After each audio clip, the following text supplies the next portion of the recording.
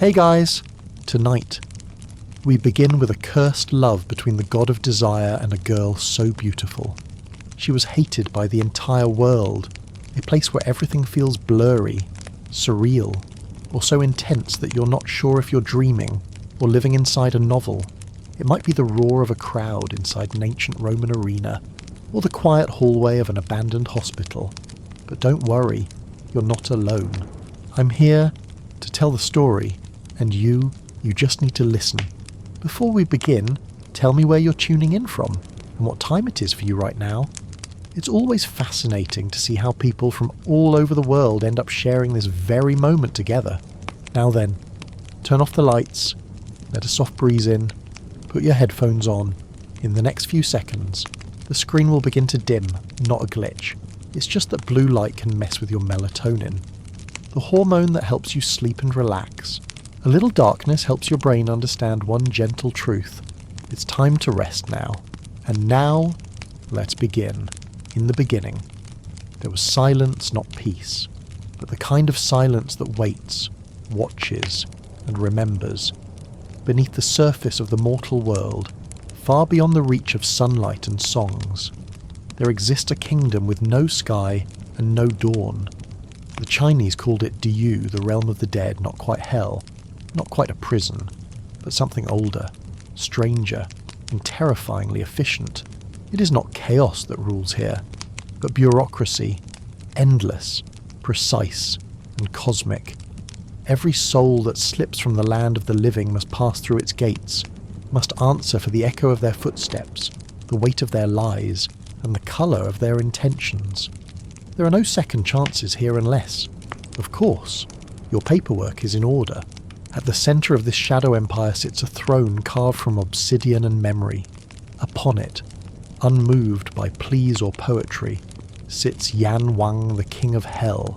Not a monster, not a demon, a judge, an administrator of karma, consequence, and uncomfortable truths. He is the last thing every soul sees before reincarnation or oblivion. His face never ages. His eyes do not blink. His robe is stitched with the names of every lie ever told. The living whisper his name in fear. The dead utter it with reverence. For Yan Wang is not cruelty incarnate, he is order enforced. He oversees the 10 courts of hell, each more meticulous than the last, where souls are questioned, memories are reviewed, and punishments are matched like a tailor-fitting regrets. There are records, ledgers, scrolls inked in ghost blood. He has read them all. Some say he was once human, a righteous judge so wise he was offered immortality in exchange for taking on the ultimate courtroom. Others claim he was born from the void itself, a manifestation of the universe's need for balance. But no one really knows, not even Yan Wang himself. He has spent too long keeping track of others' lives to recall his own. Still, he's not alone in his duties. The underworld buzzes with activity, ox-headed wardens with voices like thunder, horse-faced escorts dragging the unwilling, scribes who record every breath you wasted, every promise you broke. It is a machine fueled by karma and held together with silence, and Yan Wang sits at its heart, calm, cold, calculating, not because he lacks emotion, but because he has seen too much. He remembers every soul that begged for mercy, every tyrant who wept like a child, every innocent who smiled even in chains. The weight of memory is his only crown. But even kings can be tested, and the dead, as it turns out, are not always content to stay dead. They called it justice, but it felt more like weight. Each court of Diyu pulsed with its own rhythm, a bureaucratic organism with a moral spine. The first court reviewed the light sins, white lies, half-kept promises, selfish kindnesses, and decided whether the soul should be processed quickly or rerouted for further scrutiny.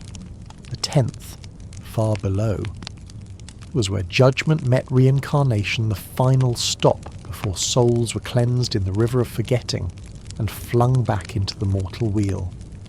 Memory dissolved like ink in rain. In between were punishments tailored like fine suits. Adulterers burned in icy fire. Corrupt officials drowned in rivers of ink made from bribes. Liars wore masks sewn into their flesh, each syllable they spoke cutting deeper. None of it was arbitrary. Every sentence matched the weight of the intention behind it. Yan Wang never smiled. He watched souls move like tides. He signed decrees with a brush dipped in shadow. His assistants, once demons in the old legends, were now functionaries in robes. They called him Your Excellency. Some feared him, others revered him, none understood him. Because sometimes, not even Yan Wang did. There were moments, rare and quiet, when the machinery of hell paused. A candle flickered, a scroll unravelled itself, and Yan Wang would find himself staring into the eyes of a soul who defied the math of karma. A tyrant who wept not from guilt but nostalgia. A thief who stole to feed someone else's children. A killer who died saving strangers. Their lives were knots in a thread that refused to untangle. One night, he stood over the file of a young woman. She had lived simply, taught children, took care of her aging mother, died trying to rescue a drowning dog.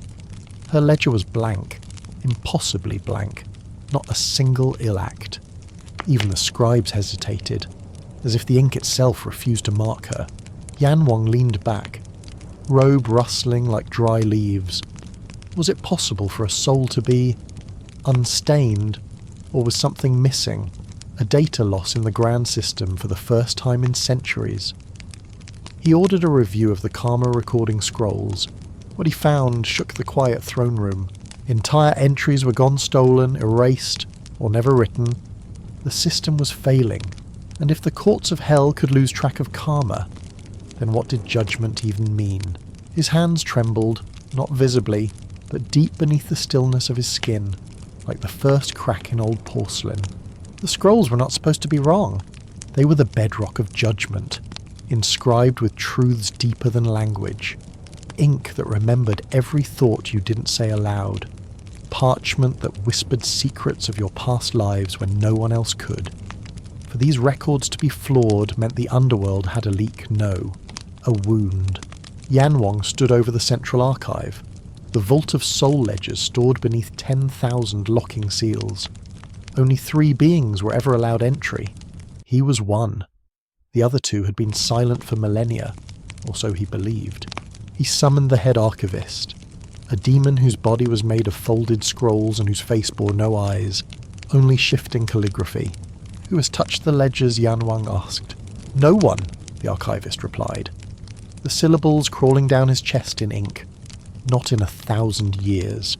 Then how do you explain this? He presented the blank entry, the untouched life. The archivist paused, his fingers trembling. There is another way, he whispered, one we do not speak of. Yan Wang's silence demanded more. There is a story, the archivist continued, voice flickering, of a being who exists between karma and chaos, not a god, not a ghost, a remnant of the first lie ever told. It has no name, only intent. It slips between the seams of records and alters them not to spare the guilty, but to test the system. This was heresy or prophecy. Either way, it shook Yan Wang more than he let show. He dismissed the archivist and walked the halls alone. Each wall bore carved judgments, each corridor humming with souls awaiting verdicts. He could feel it now, a pulse beneath the stone, a heartbeat that wasn't Diyu's. Something was moving in the dark places between records, rewriting stories with a surgeon's cruelty. At midnight, he returned to the courtroom, alone. He unrolled the erased scroll again, and there it was, new ink, freshly bled across the blank space. Not a name, not a sin, just a mark. 3 black circles, interlocked like a chain. He had seen it once before, not in this life, but in another. In a dream he had once dismissed as the residue of divine fatigue, where a voice said to him, even judges must be judged.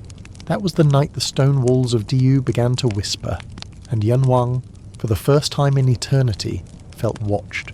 He did not sleep. Gods do not need to. But Yan Wang had dreams nonetheless. That night, they came sharper than usual. A spiral staircase made of ash, walls breathing in and out like lungs of bone. and a voice, old enough to remember the beginning of endings, whispering his name not to summon him, but to remind him you were never chosen. You were convenient. He woke, or rather, snapped upright in the judgment hall. The candles had gone cold. The flame spirits that kept time in the underworld had stilled. Time was pausing. That shouldn't be possible, unless something older than time was interfering. For days after the scroll incident, Yan Wang wandered through Diyu like a phantom in his own empire. He stared longer at each soul. He listened closer, and what he saw unnerved him. There were more gaps, small ones, nearly imperceptible, but there. A missing crime, a faded intention, an overwritten regret, and always the same symbol, 3 black circles, like shackles laid gently on parchment. He asked the scribes. They bowed deeper, avoided his eyes. He asked the judges of the lower courts. They quoted doctrine and returned to their verdicts. He asked the ox-headed gatekeepers, and even they, creatures born to obey, refused to answer. The corruption wasn't just in the scrolls, it was in the silence. And silence, he realized, was not the absence of noise, it was the presence of fear. He found himself pacing the edge of the bridge of no return, the threshold between realms. Below, souls drifted in hazy rivers, unaware of the machinery above them. He envied them, in a way. Oblivion had its purity. A memory stirred. He once believed in the system, not because it was perfect, but because it tried. Karma, in its messy, brutal way, was honest. It did not lie. Until now. He reached the edge of the 10th court, a place he rarely visited, the realm of rebirth, the final judgment before the soul drinks from the cup of forgetfulness and enters the wheel again. There, he expected clarity. Instead, he found fog, mist that should not be there. Warm, breathing, watching. He stepped forward and saw it just beyond the veil. A figure, no face, just robes made of flickering memory, and around its waist, a belt of circles, 3, black, interlocking. It did not move, it did not speak, but it bowed. And in that gesture, Yan Wang felt the ground shift beneath his title.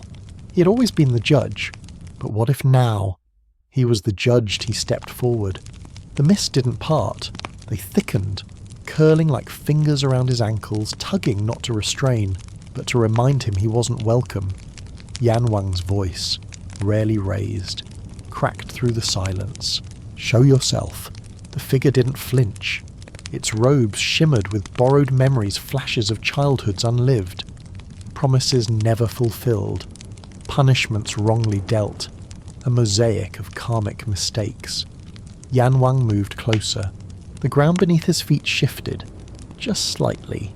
Diyu never moved. Until now. I'm the judge of the 10 courts, he said. Nothing enters here without my knowing. The figure tilted its head, slowly, almost mournfully. A whisper answered, not from its mouth, but from the very walls around them. Then you no longer know everything. And with that, Diyu cracked. It was not loud, no thunder, just a shudder in the stone. A few ledgers turned their pages without wind. A candle blinked out. Yan Wang's hand reached for his seal, not a weapon, but the symbol of his authority.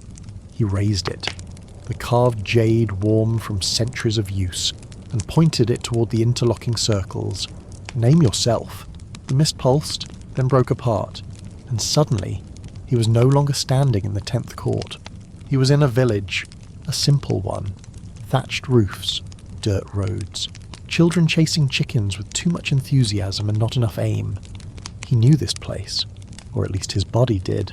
His hands mortal, warm, calloused from farming, not from judgment, trembled as he raised them. His robe was gone. In its place, homespun cloth, the scent of rice and sweat. He turned, and there, reflected in the well water, was his face. Not Yan Wang, just Yan. A man, a son, a brother, and somewhere in this memory, a choice. A choice he had forgotten. He blinked and the mist swallowed the village. The court returned like a collapsing stage. The figure was gone. Only the fog remained, and his seal it had cracked. Just a hairline fracture, but enough. Enough to tell him this something was unravelling. Not just the system, him. He looked around the empty court, and for the first time, he didn't see a throne. He saw a cage, because perhaps he was never meant to rule the dead forever. Perhaps he had once been promised a return, and someone was collecting. The seal no longer hummed in his hand. It had once been a thing of certainty, heavy with purpose, a token of divine continuity. Now it felt like stone pretending to be jade, and Yan Wang, for the first time in countless cycles, did not return to his throne. He walked, through corridors that whispered, through archives that pulsed with nervous ink, through the judgment halls, where even the damned dared not meet his gaze. Something had shifted in the air. Not rebellion, not defiance, something colder, like the moment before a storm, when the birds fall silent and even the trees hold their breath. The 10 courts continued their rituals, but Yan Wang saw the missteps. A soul punished before its file was read.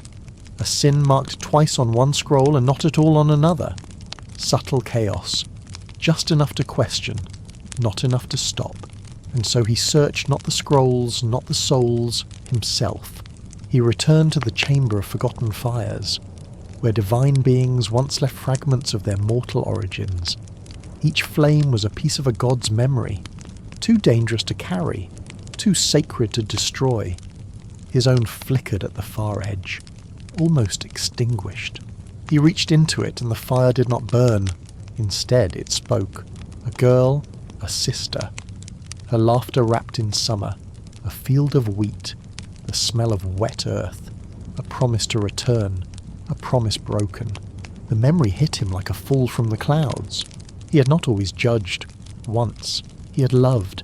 The realization split the silence in him. It cracked the stoicism that had built up like armour over eons, and for the first time in forever, he wanted to weep. But Diyu did not allow tears, only consequences. He stepped away from the flame, shaken, outside, in the corridors. The fog had returned, but it was not silent. It murmured with voices, memories of the dead looping through the mist, replaying regrets, rewriting facts, fracturing the karmic chain. He heard one say, "I did not kill him, he fell." Another, "She was not my lover, she was my sister." And another, "I was not supposed to die." These weren't confessions, they were corrections, and that terrified him most. The system wasn't just malfunctioning, it was listening. Listening to grief, to longing, to doubt. And changing, karma had always been a ledger, cold, objective. Now, it was becoming a mirror. And Yan Wang, looking into it, saw not a god, but a man. And the man was lost. The fire had spoken, but it had not finished. As Yan Wang left the chamber of forgotten fires, the memory clung to him like old perfume sweet, subtle and tragic. He didn't remember her name, only the feeling that her absence had cost him something beyond even divinity. He returned to the lower courts, not as a ruler, but as a seeker. The fog followed, not behind him, but beside him, no longer creeping. It pulsed in rhythm with his steps, as if syncing itself to his breath.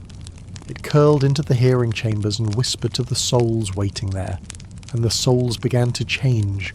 A murderer, scheduled for 3 cycles of torment, stood up and asked why he remembered planting flowers with his mother.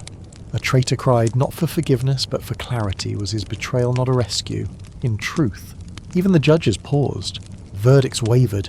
Decrees stuttered. Truth was losing its shape. Yan Wang entered the 3rd court just as a soul's punishment was about to begin. Chains had been summoned. The instruments of pain gleamed with procedural cruelty. But the fog moved faster. It wrapped itself around the condemned soul and showed it something only the soul could see it. Then, like smoke rising from a snuffed candle, it dissipated. The soul collapsed, weeping. "I didn't kill him." He gasped. "He asked me to. He was in pain." The judges hesitated, then looked to Yan Wang. He said nothing, because he remembered something. Not the field or the village, a conversation. A small hut. Rain on the roof, a voice hers saying, if it comes to it, I don't want to suffer. Promise me. He had promised, and maybe he had kept it. He stepped out of the court, breath shallow. The fog followed. It was no longer just mist. It was memory incarnate, seeping into cracks left by forgotten pain and pulling stories to the surface. Truth, it seemed, was not fixed.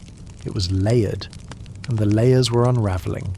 He went deeper into Diyu, past the courts, past the archives, past the river of forgetting, which now bubbled like it was boiling over, to the edge, where the boundary of the underworld thinned, where death meets reincarnation, and even gods feel mortal.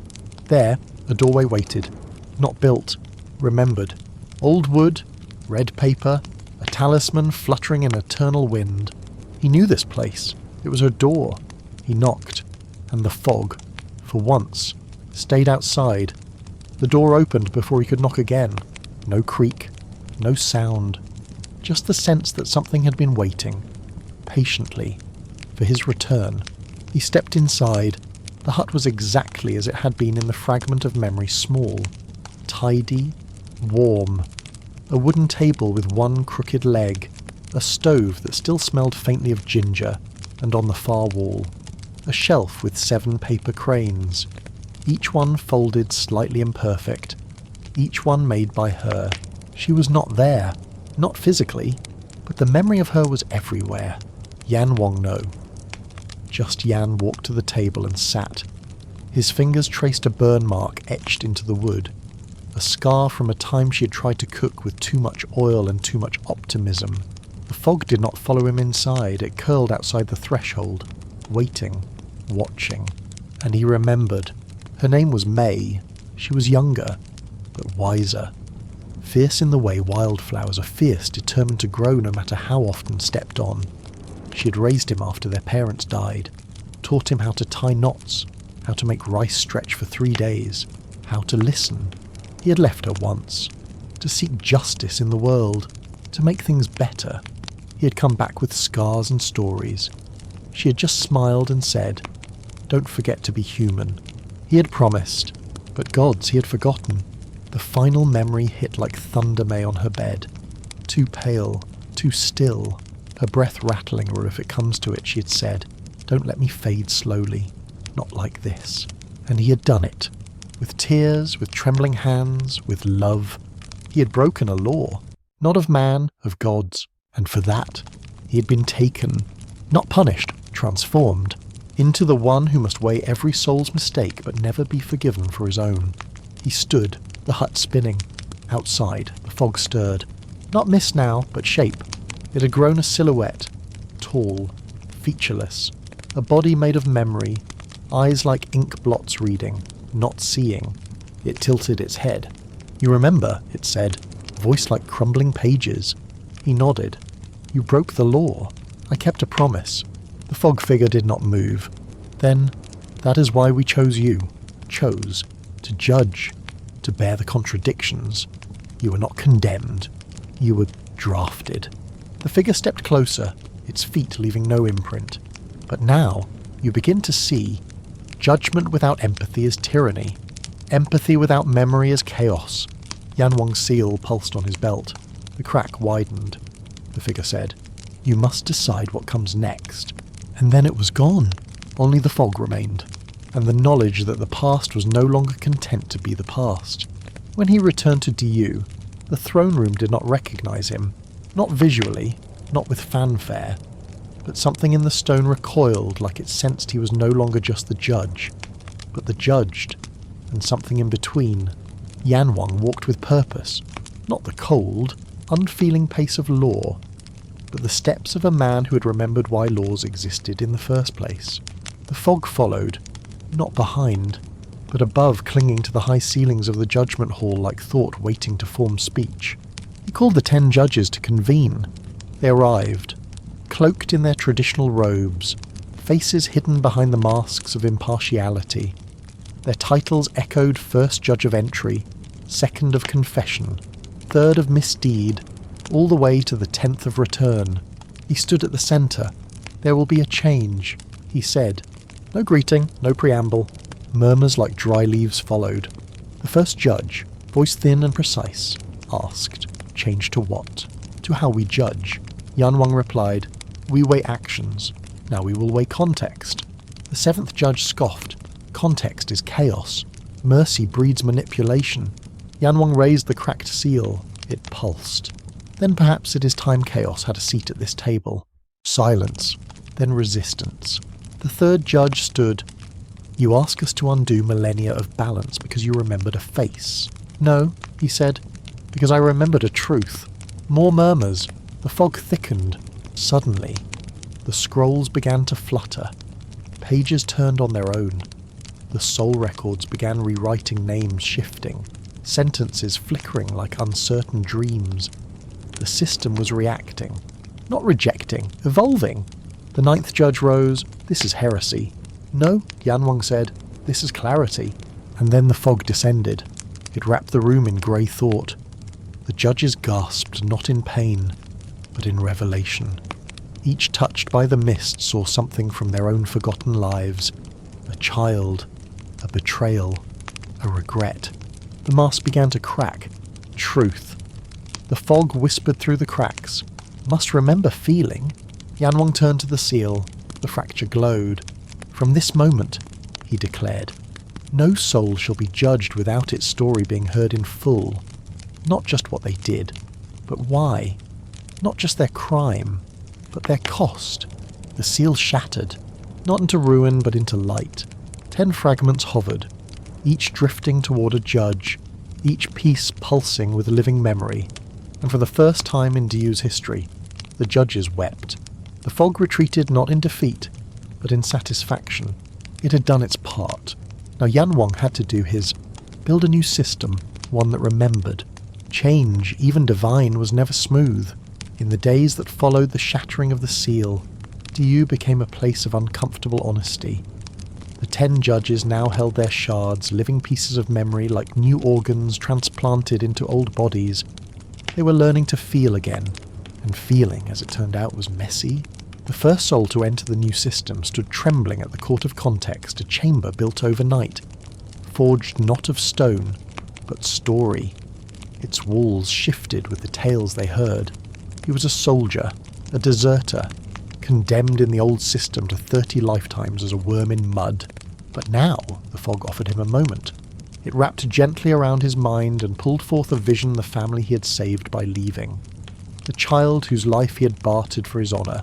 The judges watched. Some wept, some argued. "Desertion costs lives," said the 5th judge. "But loyalty also kills," replied the 4th. There was no consensus, so Yan Wang stepped forward. Then let him bear both. The sentence 10 lifetimes as protector, 10 as wanderer, the balance of honour and consequence. Not justice as punishment, justice as understanding. But not all souls accepted this. Some demanded the old ways. Some believed their sin absolved if their story touched hearts. And others lied cleverly, beautifully, with just enough truth to twist the court's new empathy into excuse. The fog could sense it, but it did not stop it. It simply recorded. "You wanted truth," it whispered one evening, curling around Yan Wang like a cloak. "Truth is complex. Complex things bleed." He nodded. The judges grew weary. Deliberations took longer. Punishments became poetry structured but interpretive.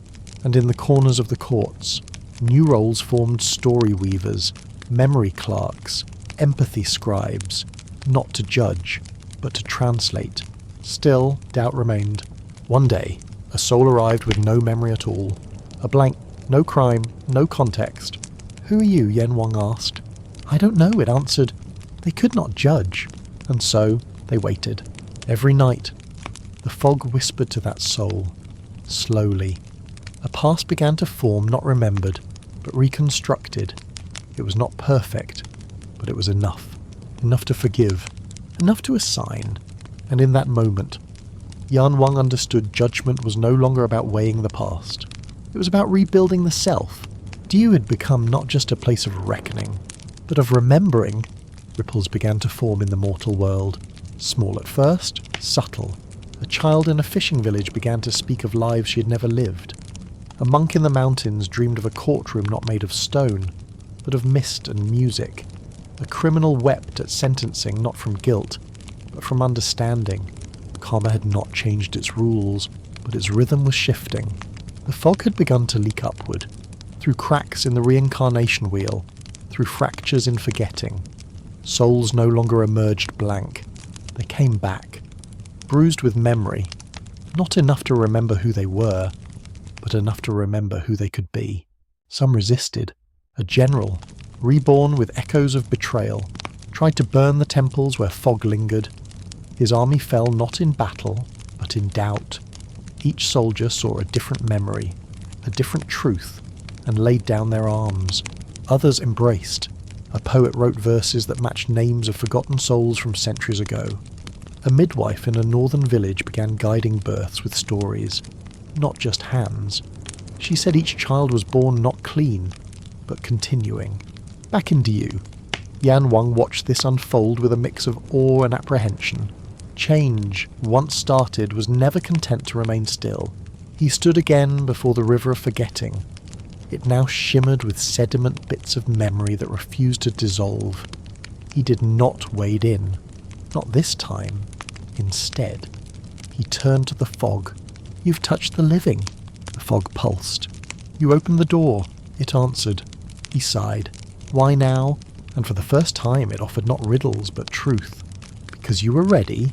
The mist curled, then formed a shape, not a person this time, but a symbol.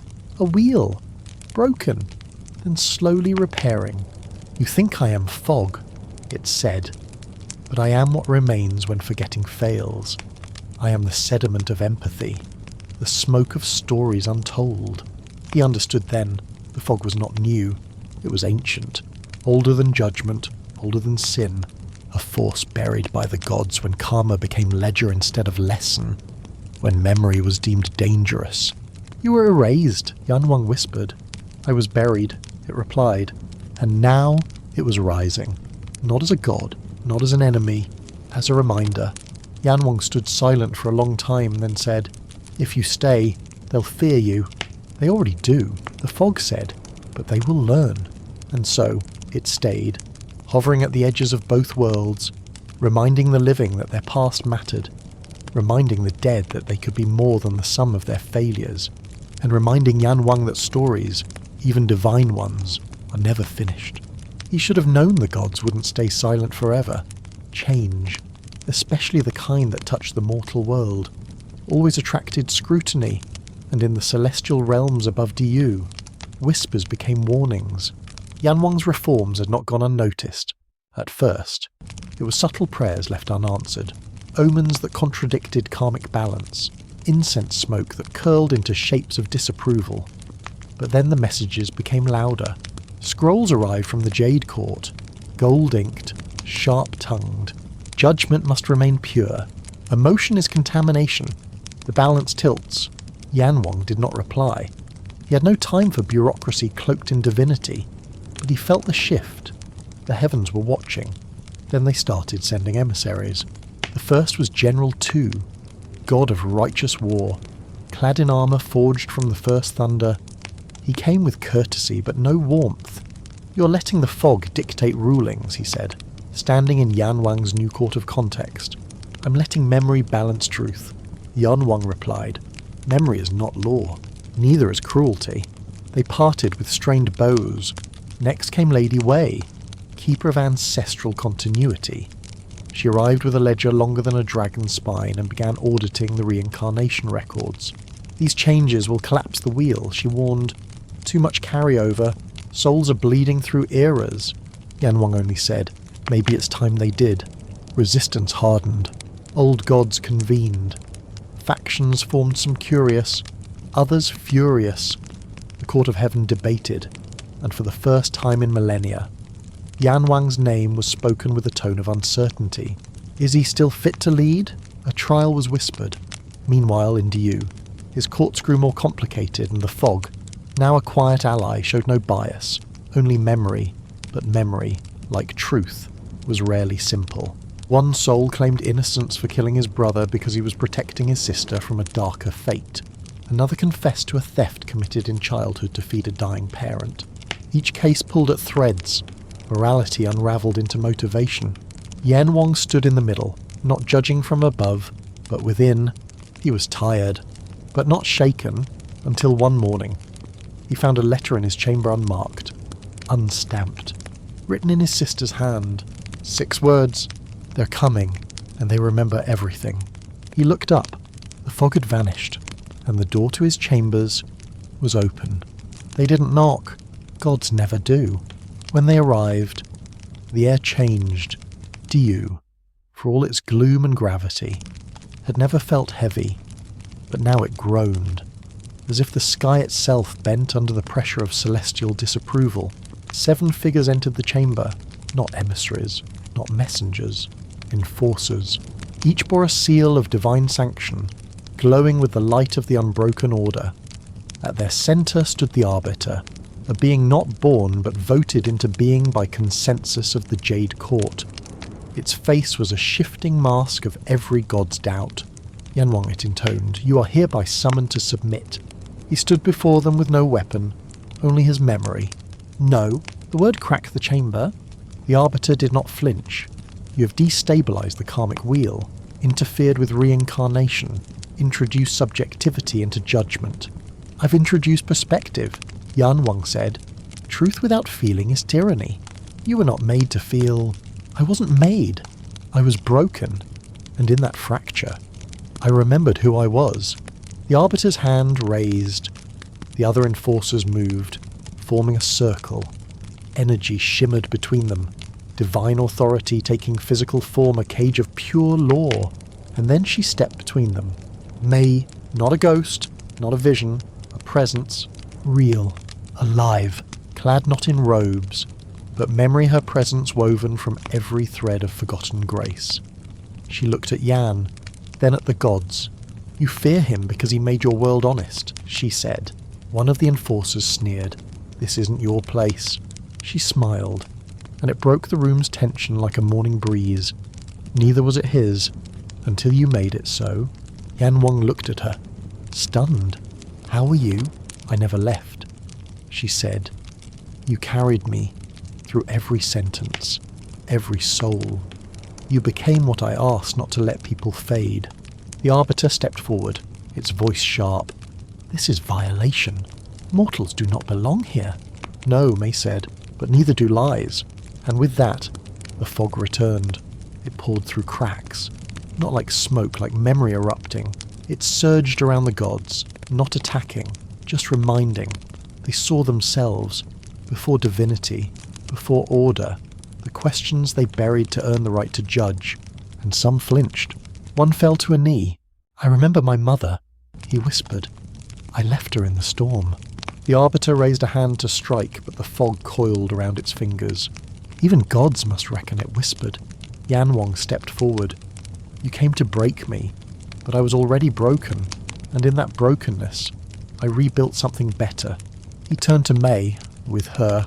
The Arbiter looked around. The cage flickered, and then it shattered. When the cage shattered, it did not break silently. Its pieces rang like bells across the heavens. Each shard struck chords of doubt, curiosity, fear. Celestial ears perked, divine eyes turned. The hierarchy, built over millennia, felt its spine crack. Some gods stepped back, others stepped forward. Of the 7 enforcers, 3 knelt beside the fog, not from defeat, but from recognition. One touched the mist and whispered, "I forgot I once forgave." Their seals dimmed, not broken, freed. The Arbiter stood motionless, its mask unreadable. Then it vanished, taking with it the remaining enforcers. No explosion, no flash, just the sense that it would return with consensus or with vengeance. Yan Wang turned to May. "They'll come back." She nodded, they always do. Diyu stirred with unease. The judges, once stoic, now questioned openly. The story weavers found inconsistencies in divine doctrine. The memory clerks reported visions not from souls but from deities, flickers of rebellion. Guilt, longing. Heaven was splitting. One faction demanded restoration, purity. Silence. Another whispered of evolution, balance, repair. Yan Wang knew what was coming wasn't war, not yet, but something worse. Transition. The most dangerous space between worlds. He called his court together. No longer just judges and scribes, but thinkers, feelers, listeners. We cannot fight as gods do, he said. With storms and scrolls, we fight with stories. And so they did. They sent the fog to temples, to dreams, to corners of belief where shame had silenced truth. Stories rose of gods who had lied, who had loved, who had failed, not to destroy faith, to humanize it. The fog became gospel. Children began to ask why gods wept. Monks began to tattoo stories on their skin. In Diyu, they prepared. Me led the training of empathy scribes' voices who could channel pain into poetry. Loss into law, not warriors, but architects of conscience. Yan Wang rewrote protocols. Every judgment now required a witness. Every sentence a narrative. Not loopholes, foundations.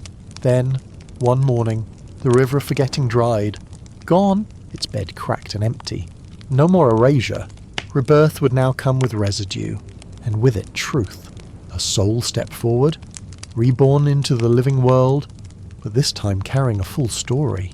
The storm above them rumbled. Heaven had noticed, and it was coming.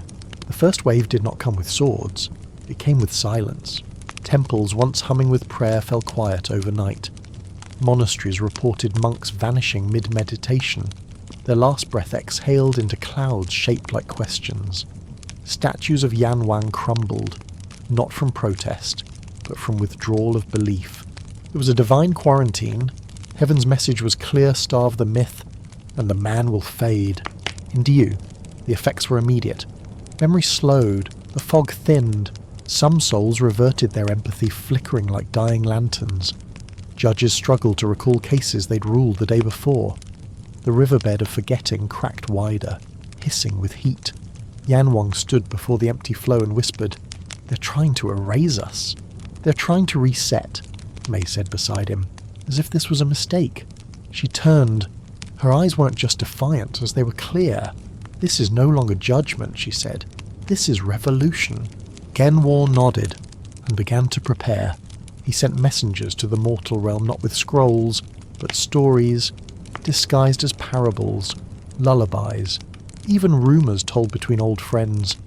Every tale carried a fragment of Diyu's truth, its pain, its progress.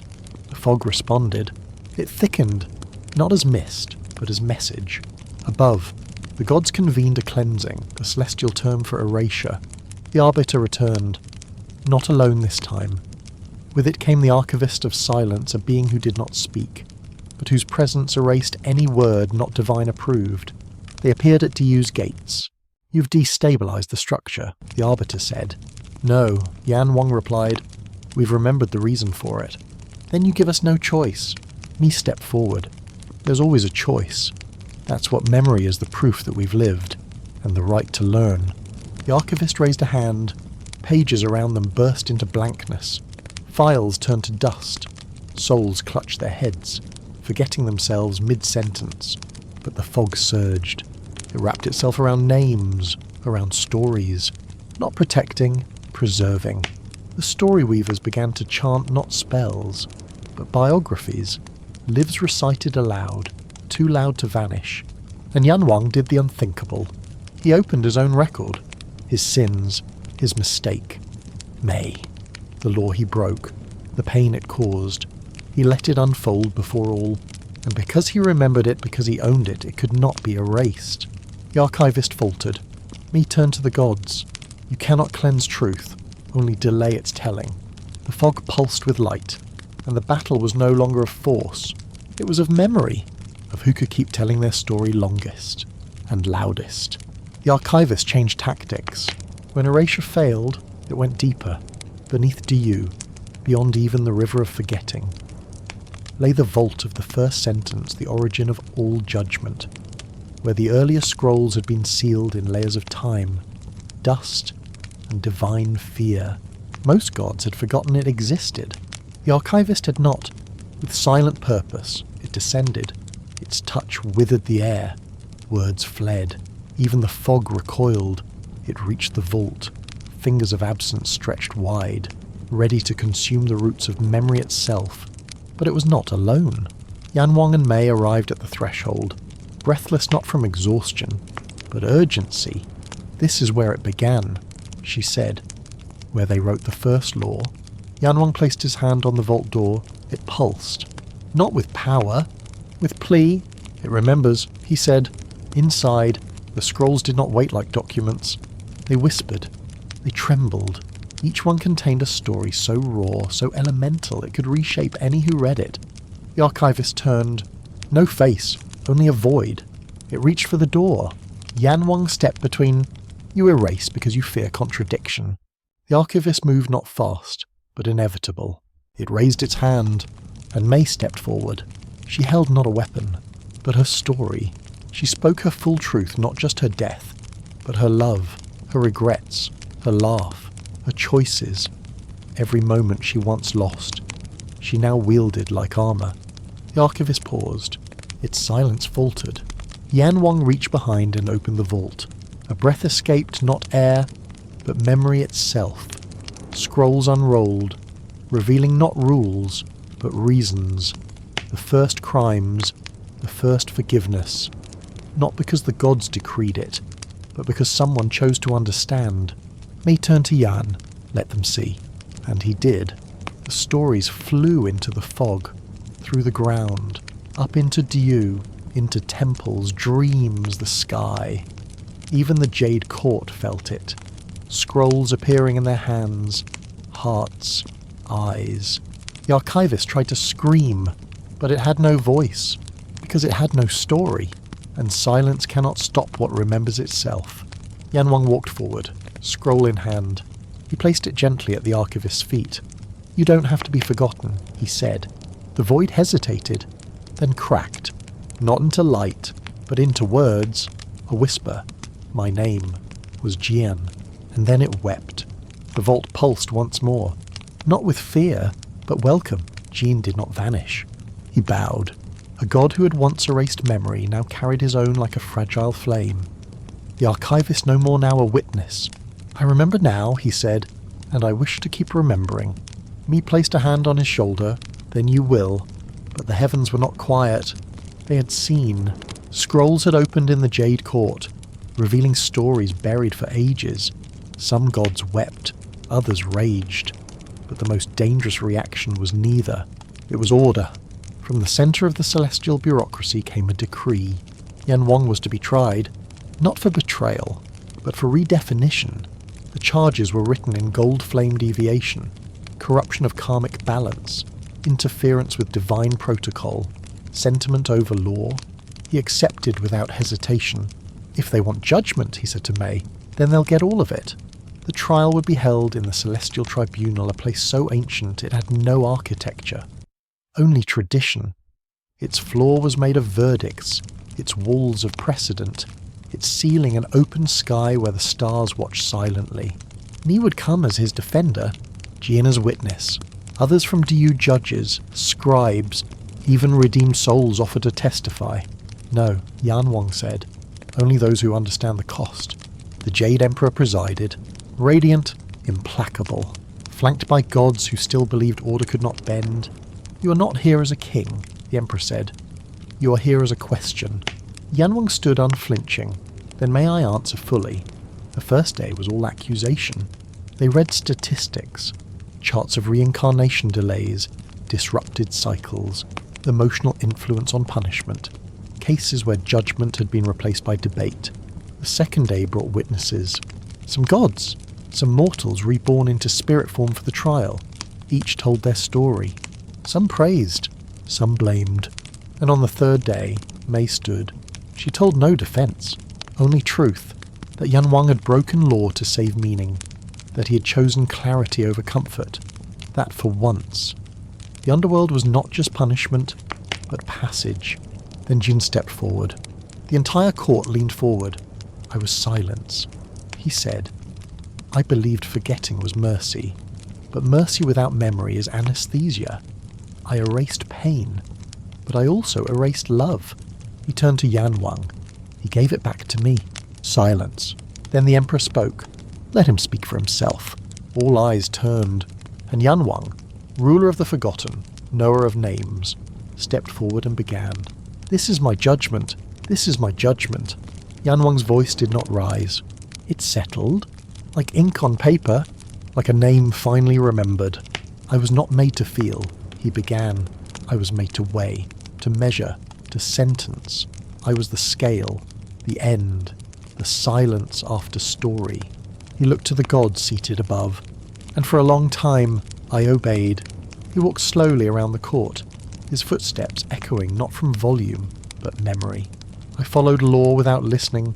I punished pain without learning it. I forgot that every soul has two stories, the one told by action, and the one whispered by cause. He paused. I sentenced May. The court hushed deeper.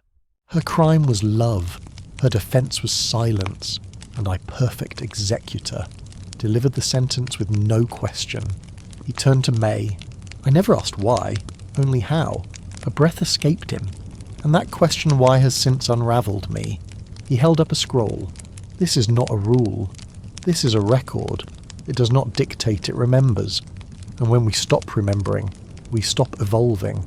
He faced the Jade Emperor. I do not ask pardon. I do not deny consequence. I only offer the truth that judgment without memory is precision without purpose. It is cutting without curing. He placed the scroll down. I have judged thousands, but I was only just beginning to understand justice. Jean stepped forward, placing a second scroll beside his. May a third, one by one. Members of Diyu souls, judges, clerks. Weavers stepped into the tribunal and laid down stories. Not defences, revelations. And soon, the floor was covered, not in evidence, but in evolution. The Emperor stood, the stars stilled. This is unprecedented. Yan Wang nodded, so was forgetting. The silence held. Then the Emperor said, we must deliberate. But before they turned away, one voice from the tribunal called out, a child, a reborn soul. She stepped forward and pointed to one scroll. This one, she said, was my father. Like he died angry, but now I understand why. She looked at the Emperor. Isn't that what judgment should do? The Emperor did not answer, but for the first time he did not dismiss. And the heavens began to listen. The celestial court recessed. Gods filed into the chambers of deliberation where time paused, and thought unfolded like lotus petals in slow flame. Some argued for restoration. Precedent must reign. Others urged transformation. Precedent is not purpose. The Jade Emperor said nothing. Not yet. He watched the scrolls on the tribunal floor, their ink still drying, their truth still echoing. Meanwhile, in Diyu, the fog pulsed differently. It had carried stories for millennia. It had wrapped around forgotten names and delivered memory to the edge of erasure. But now it trembled not from effort, from warning. Something stirred beneath the vault of the first sentence, deeper than even the scrolls, beneath structure, beneath symbol, a place long sealed. It was not a door, it was a mouth carved in stone, older than gods, older than karma. Once sealed by consensus when even divine voices agreed some truths were too raw, it opened. The fog recoiled. It had no name, no shape, only hunger. Not of flesh, of conclusion. It was the devourer, the force that predated judgment, fed by unresolved memory. A chaos spirit born when stories ended without closure. For centuries, the river of forgetting kept it dormant. But that river had dried, and closure had been denied in the mortal world. People remembered too much fragments without healing. In Diyu, judgments grew slower, more complex, and every unfinished story fed the devourer. Yan Wang felt it before anyone else. A silence that screamed. He looked to May. Do you hear that? She nodded. It's what happens when memory breaks but doesn't rebuild. He summoned Jian. Together, they descended past the vault, past history, to the trembling dark. It waited. Not cruel, not evil, but inevitable. It spoke without words. Restore forgetting, or be consumed. Me stepped forward, and if we restore understanding, the devourer paused. It had never been offered digestion, only denial or deletion. You would feed me. Yan Wang nodded, not with silence, but with ending. He turned to Jian. We must complete the stories, not just preserve them, resolve them, and thus began a new chapter in Diyu, not of judgment, but of conclusion. The fog thickened once more, and the devourer listened. They began with the broken, old cases, lost judgments, sentences half finished, souls suspended in uncertainty. Yan Wang opened his records not just to memory, but to closure. Case by case, he and Mei travelled through Diyu and recorded every detail, every nuance, every fragment of why. The fog followed, eager not to conceal, but to carry endings. A merchant who'd stolen food during a famine long punished, but never forgiven. They found his granddaughter in the mortal realm, still burdened by shame. They brought her voice into Diyu. She spoke, he wept. Judgment revised, story resolved. A mother who had drowned her child in fear, believing it would spare the child torment sentenced, but never understood. They let her see the future the child now lived. Forgiveness passed both ways. The fog thickened with peace, not silence and not forgetting. Peace. Each resolution fed the devourer, not in destruction, in digestion. The ancient mouth no longer gnashed. It murmured a low vibration of contentment. It was still vast, still terrible, but no longer hungry. In the celestial realm, deliberations ended. The Jade Emperor stood. The court is decided. Yan Wang was summoned. Again, he ascended. Not alone, me beside him. Men behind, and behind them scrolls. Not for defense, for declaration.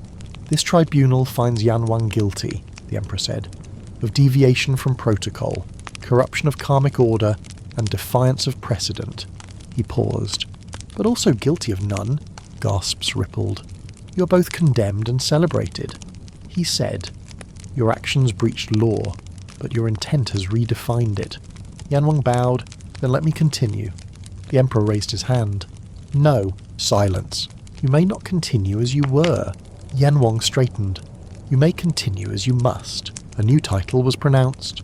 Not King of Hell, not Judge of the Dead, but Warden of Endings, a role not of punishment, but of purpose. He would oversee not judgment, but resolution. A curator of closure, a governor of final truth. Diyu would change. So would heaven. The river of forgetting would remain dry, and memory, now sacred, would become the path, not the punishment. He smiled. Jen wept again, and the devourer finally slept. Not because it was sated, but because, at last, it was understood. Diyu changed. Not overnight, not loudly, but steadily like a scar that becomes story. Gone were the torture chambers. In their place, chambers of reckoning.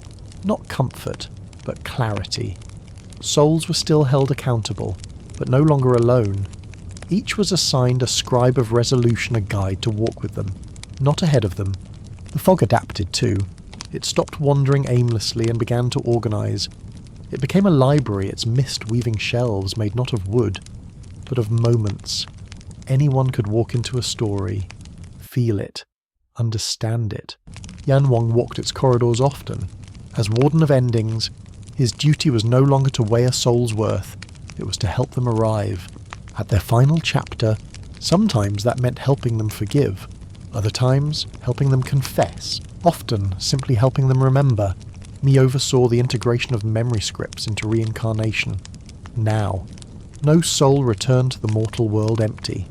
They carried echoes not vivid, but enough to stir intuition, empathy, gut feelings. Change took root on Earth too. People began waking with memories that weren't dreams. Artists painted scenes they swore they'd never seen. Children asked questions far beyond their years. And in one quiet village, a young storyteller named Lin found a scroll buried beneath her grandmother's home. It was old, frayed, unreadable, but when she touched it, she felt something shift behind her eyes. A name, Yan Wang. She began to dream in fragments, a fog that spoke, a man who judged, a woman who forgave. She began writing, not with plot, with pulse. Tales spilled from her hands not as fiction, but as recall, and people read, and people remembered. Diyu felt it. The fog shimmered. Yan Wang paused one day at a shelf of stories and saw a new volume forming. Not from a soul in Diyu, but from the living world. Lin's story. She's remembering, May said beside him. She's recording, Jian added. Ganwar nodded. She's continuing. And thus, the role of warden expanded, not just to endings, but to beginnings born from them. For every ending remembered, a new truth could start. Lin didn't write for fame. She wrote because the stories wouldn't let her sleep. What began as fragmented dreams became a compulsion. By day, she scribbled on napkins, receipts, window panes. By night, she transcribed fevered visions into verse. She stopped calling them stories. She called them returns. People noticed. Not publishers, not critics, but readers. They came in twos, then dozens, then crowds not to analyse but to remember. Her stories spoke of things unspoken: grief, regret, small cruelties with great consequence, and in each tale, a quiet guide always waited. Sometimes a man in black robes, sometimes a woman with flame behind her eyes, sometimes just fog with a voice, and always, the story ended not with justice, but with release. In heaven, the ripple was noticed, not feared, studied. The gods watched as worship waned not from defiance, but from fulfillment. Fewer prayers were pleas, more were acknowledgements, thanks, closure. Jade scribes recorded this shift. Less devotion, one said. More dialogue. Another replied. Yan Wang watched with calm. She's doing what we could not, May said. Bringing the divine down, Jian asked. No, Yan Wang answered, bringing the divine forward. Lin was invited to speak, not on stages, in dreams.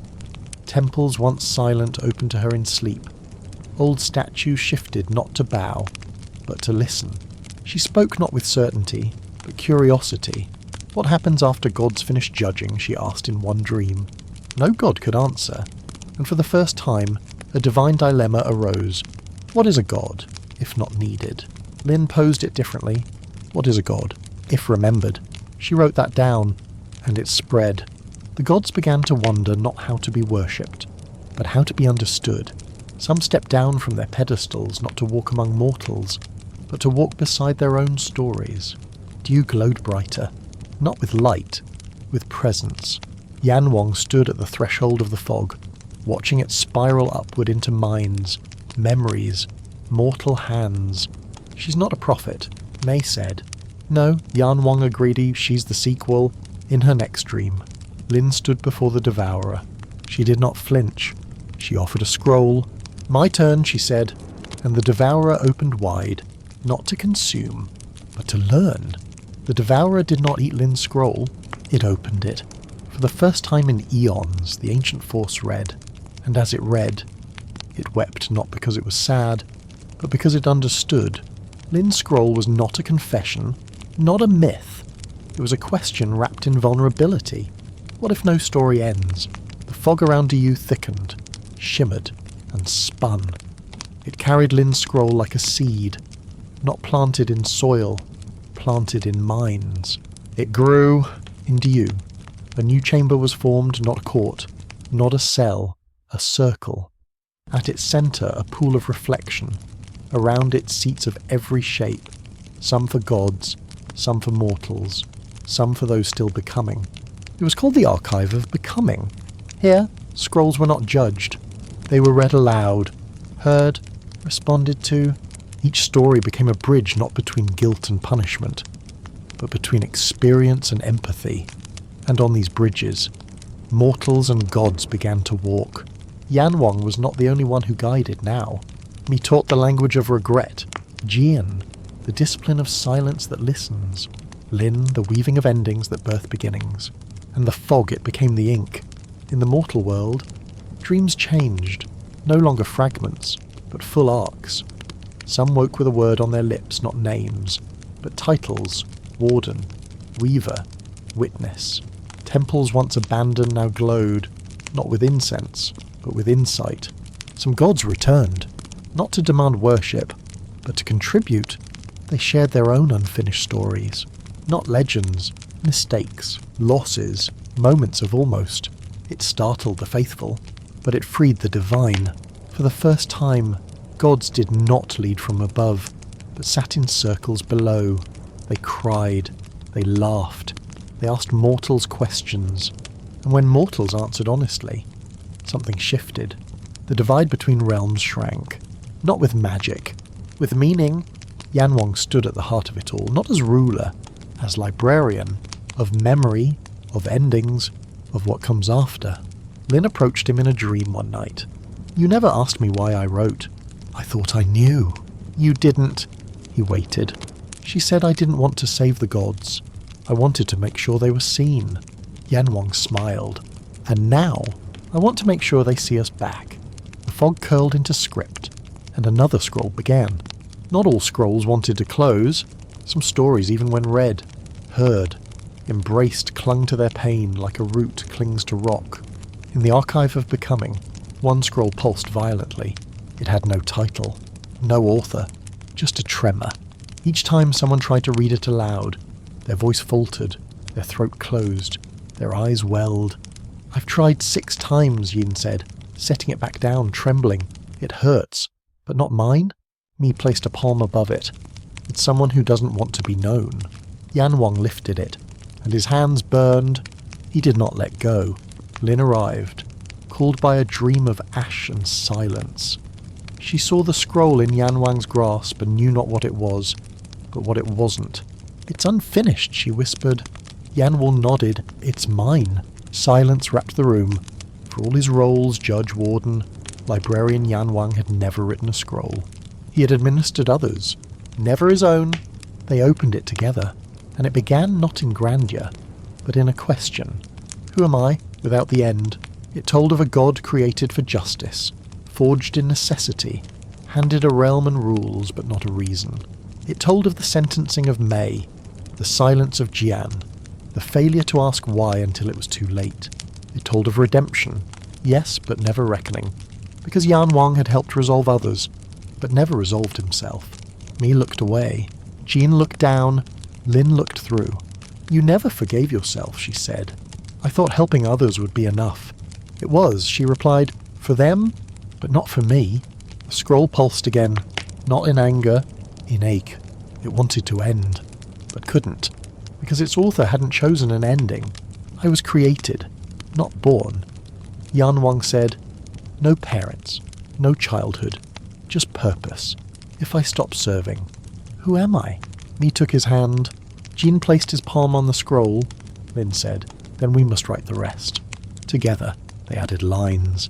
Not to excuse, to explain, not to justify, to release. The scroll softened, not resolved, but writable. Yan Wang exhaled a sound like release, and the archive of becoming accepted its rarest story yet. A god learning how to become.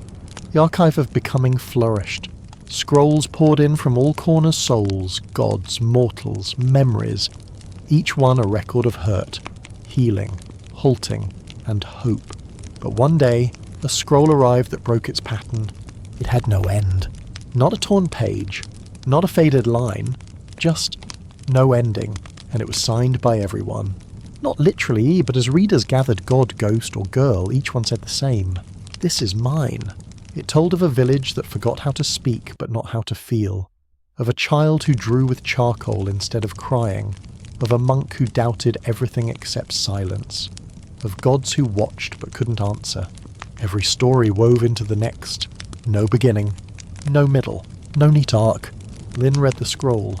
So did Mei, so did Jian, so did Yan Wang, and none of them could finish it, because finishing meant defining, and defining meant excluding. "This isn't a scroll," Jian said. "It's a mirror." Mi nodded. "It's every becoming, not one." Lin said nothing. She turned the scroll over. The other side shimmered, not with text, with possibility. Yan Wang stared long, and smiled. "For so long we tried to resolve stories, conclude them.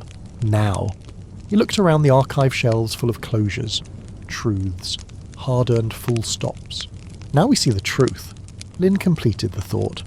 Some stories don't want to be closed. They want to be continued. And so the archive shifted.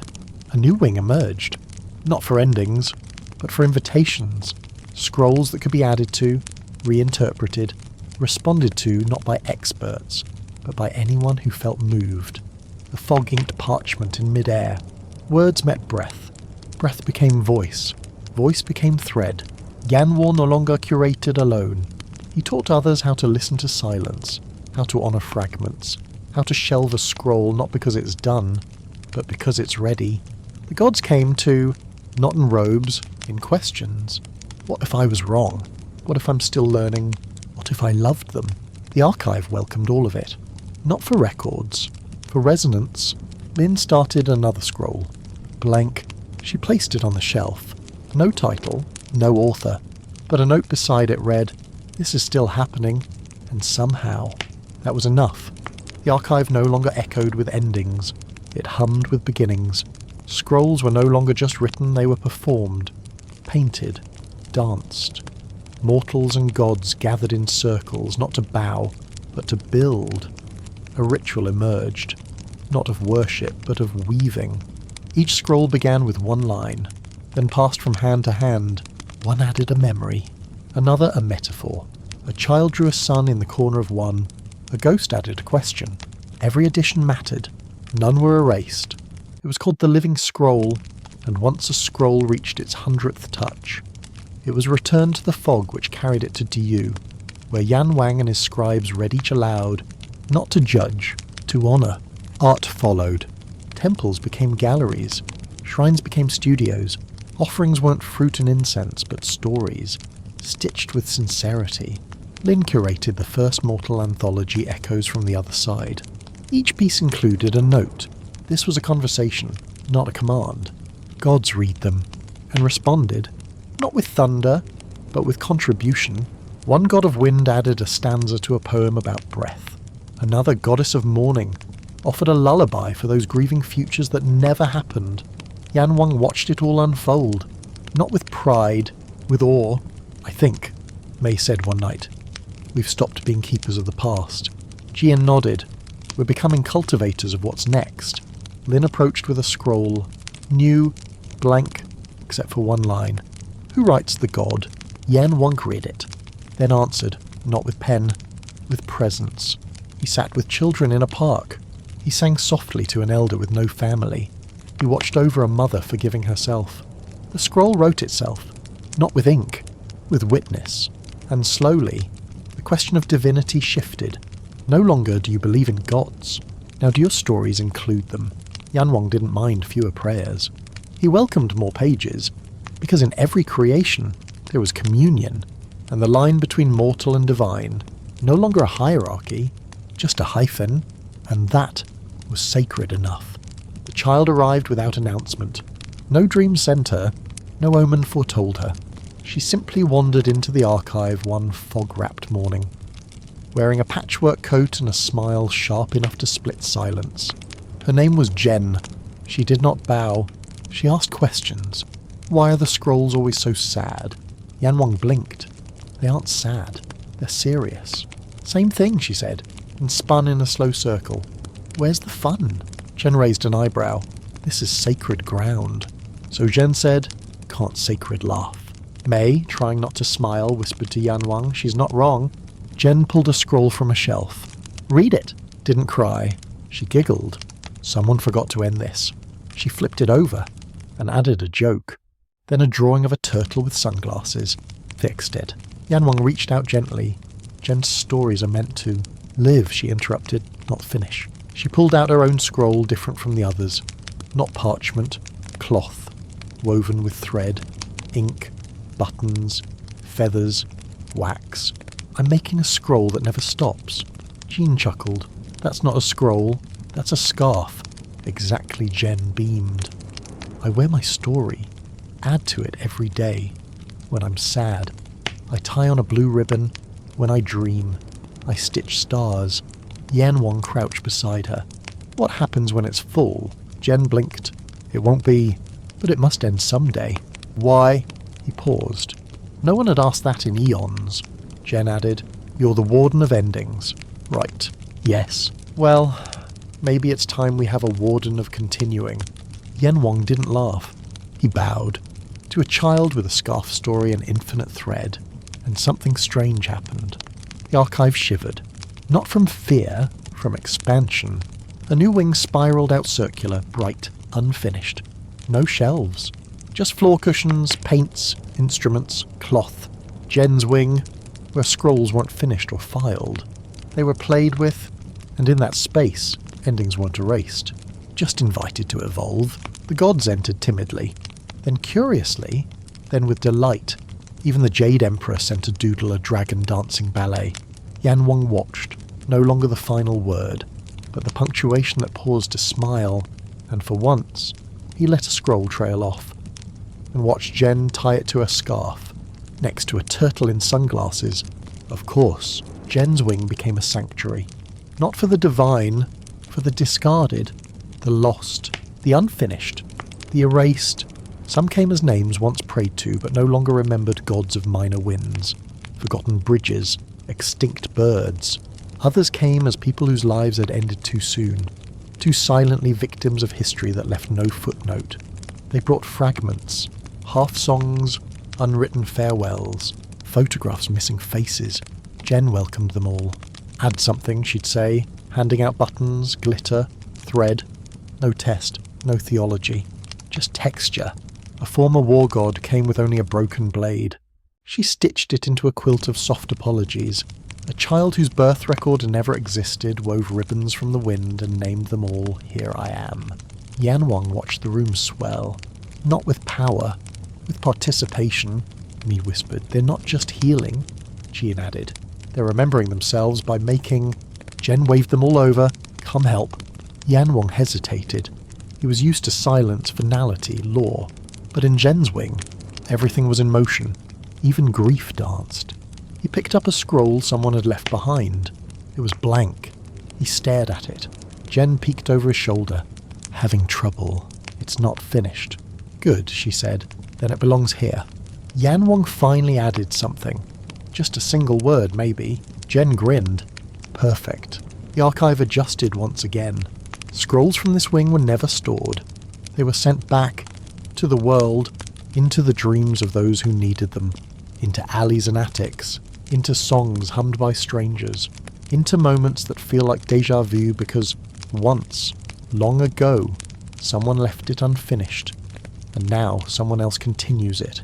The gods took notice. Closure had once been their crown. Now, creation was the common tongue. The Jade Emperor didn't resist. He rewrote his own title from Lord of all under heaven to Caretaker of Continuity. And when asked if that was a demotion, he laughed. It's an upgrade.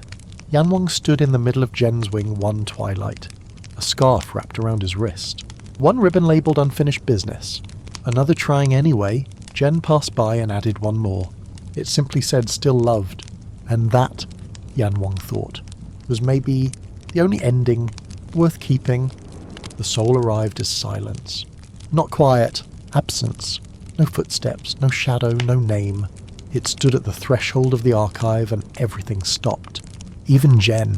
Even the fog. Yan Wang stepped forward, his voice low. You're welcome here. The soul said nothing. Did nothing. Left no breath in the air. Jen approached next.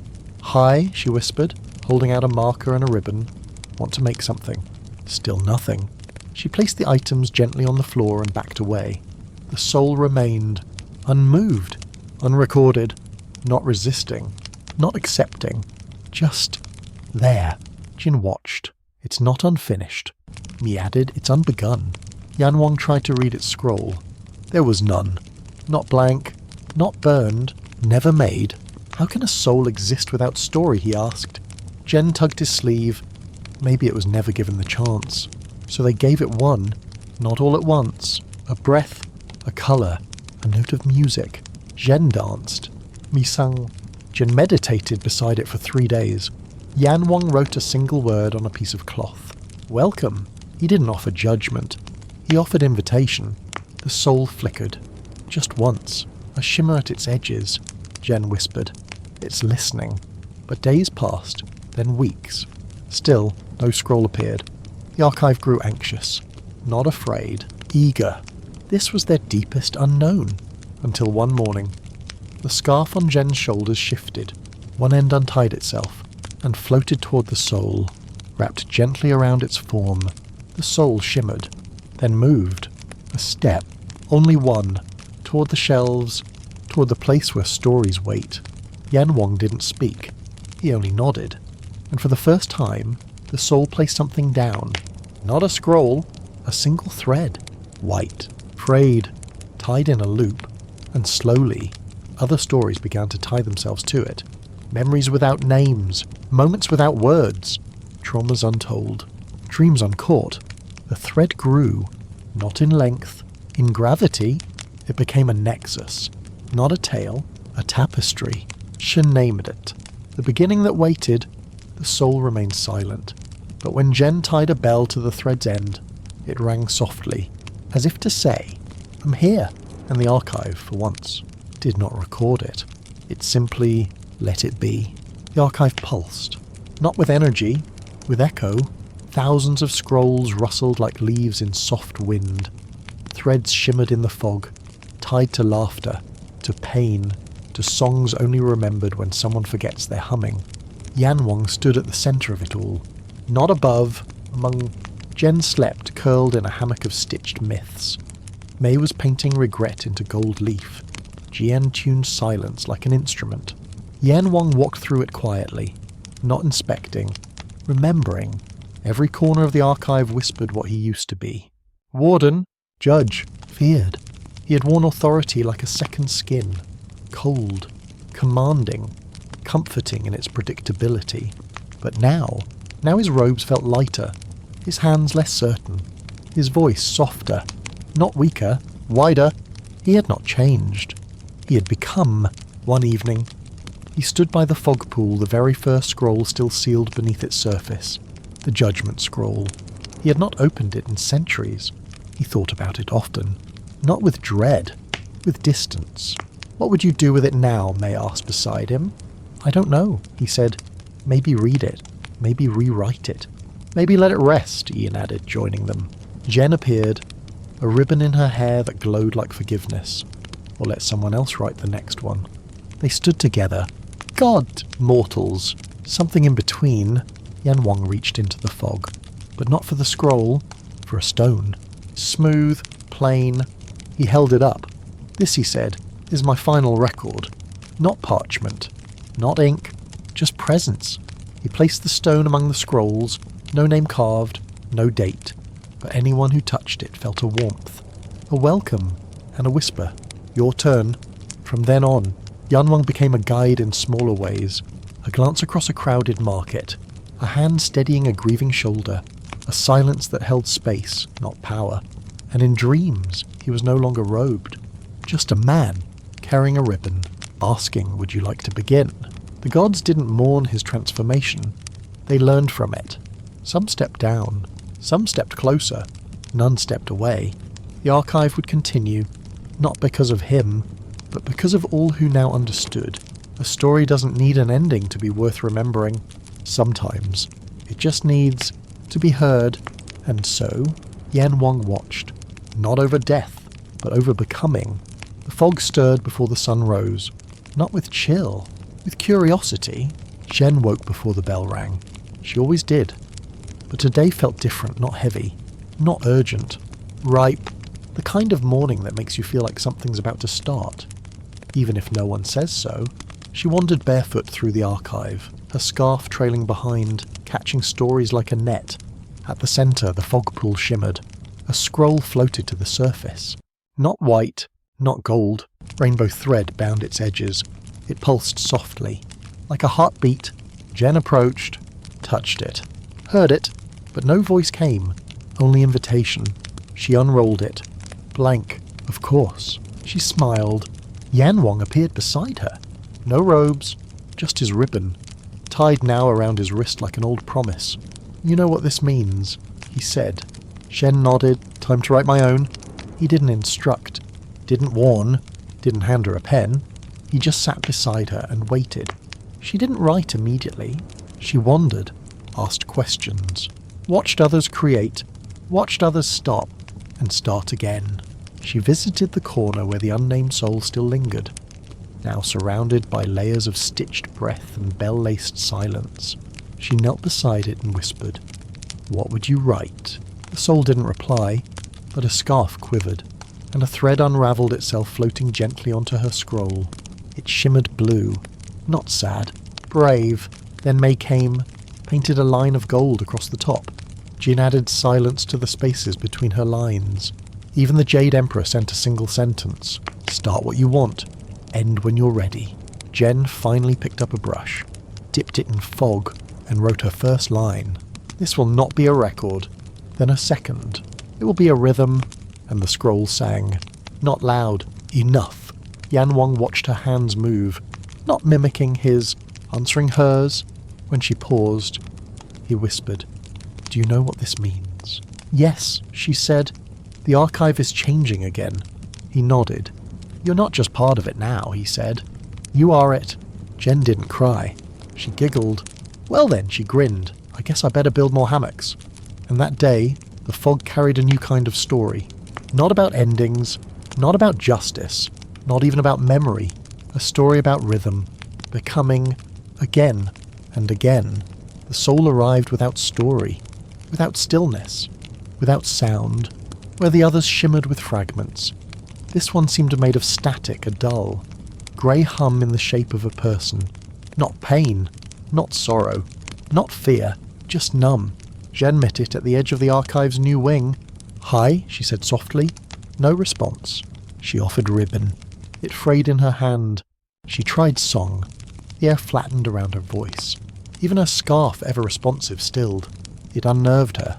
Not because it resisted, because it didn't care. She sat, waited. "Do you want to make something?" she asked. The soul flickered. Not toward her. Away, into a corner where scrolls curled in on themselves, where colour dulled, where laughter avoided. Jen whispered to Jian, to Mei, to Yan Wang. "It doesn't want to be known," Jin said. "Some pain defends itself by disappearing," Mi added, "or by becoming boring enough to be ignored."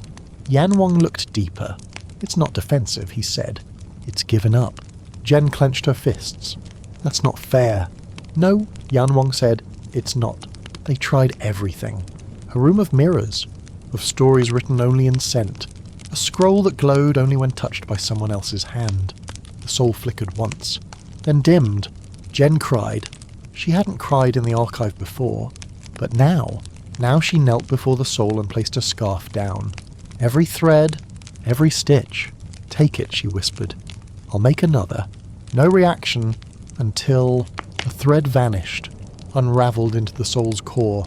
Then another, and another, until all that was left was a single blue knot. Still, Jen stood, naked of her story, but full of fire. She didn't rebuild her scarf. Not yet. She watched. Waited. Days. Weeks. Until one day, the soul stepped forward. Not toward her. To the fog. And dropped something in. Not a scroll. Not a thread. A pebble. Grey. Unshaped. But warm. Jen smiled. So did Yan Wang. "It's something," she said. "No," he replied. "It's the beginning of rhythm." And from the fog, a faint echo returned. Not melody, but possibility. And that was enough. For now, Jen stood before the loom of silence. Her scarf was gone, unravelled in service, scattered through souls who needed it more than she did. And now the loom waited, not to clothe her again, to see who she had become. She touched the first spindle. Thread emerged. Blue, but not the same blue as before. This one shimmered like hesitation held by hope. It came from the soul who gave only a pebble. Jen tied it at the corner, not to anchor, to remember. Another thread unfurled, green vibrant, stitched with laughter and dirt under fingernails. The farmer god who buried scrolls like seeds. She wove it beside the blue. Each thread found her, not because she asked, because she listened. The god of unfinished songs returned with a hum, a thread of violet, woven from a note that never found its chorus. Jen tied it loosely, left space for it to continue. Jin arrived one afternoon. He handed her a thread made of silence. No colour, no shimmer. From the ones who never spoke, he said. Jen placed it at her heart. The archive shifted, not in shape, in sound. Soft echoes now lined the wall's footsteps of those who once didn't believe they mattered. Me painted her a golden clasp. For days of grief too heavy to weave, Yan Wang gave her a red thread. Just one. It pulsed faintly. "What's this?" she asked. "My fear," he said. "That I taught you how to hold stories but forgot to teach you how to let go." Jen kissed the thread, then tied it to her sleeve. She wove for weeks. Not to rebuild, to become. Each thread not a souvenir, but a lesson. That stories borrowed still ask for breath. That healing isn't repair, it's relation. That listening leaves marks, but some marks are stars. When her scarf was half its old length, she stopped, tied the last thread to a ring of bells, whispered to it, "Not done, just dancing," and wore it again, not across her shoulders, around her waist, like a belt, a rhythm, so she could run, jump, fall, and carry stories that moved with her. As she stepped into the archive's deepest chamber, the scrolls didn't bow, they pulsed, like hearts, and her scarf rang softly with every step. Not a crown, not armour, a promise to carry what she'd caught, and to always leave room for what still needed to be held. Jen wandered deeper than she ever had, past the hammocks, past the stitched galleries, past even the bell-silent chamber where the first soul still rested in quiet grace. She followed a rhythm she didn't recognize. Not music, not breath, a pull. She ducked beneath archways of ash, walked over floorboards that creaked in forgotten tongues.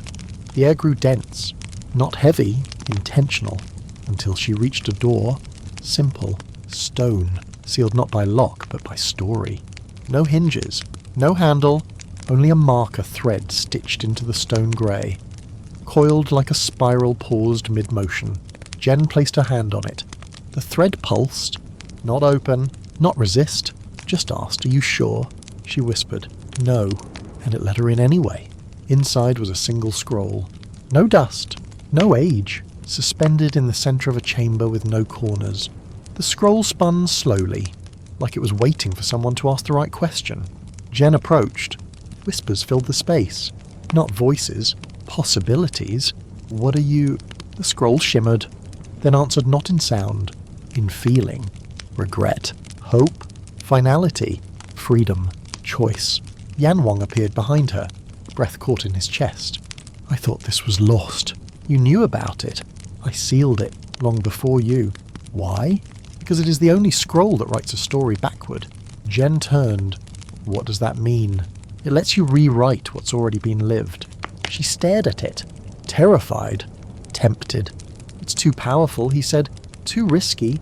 But why keep it at all?" He sighed. "Because one day, someone would ask that." Jen looked at the scroll again. It hovered, silent, spinning, waiting. She did not touch it. She sat instead, crossed her legs, and asked, "Who would you hurt if you opened?" The scroll paused, then unrolled, just slightly, enough to reveal a single word. "Me?" Jen reached for her belt, untied a thread. Blue, from the soul who gave a pebble.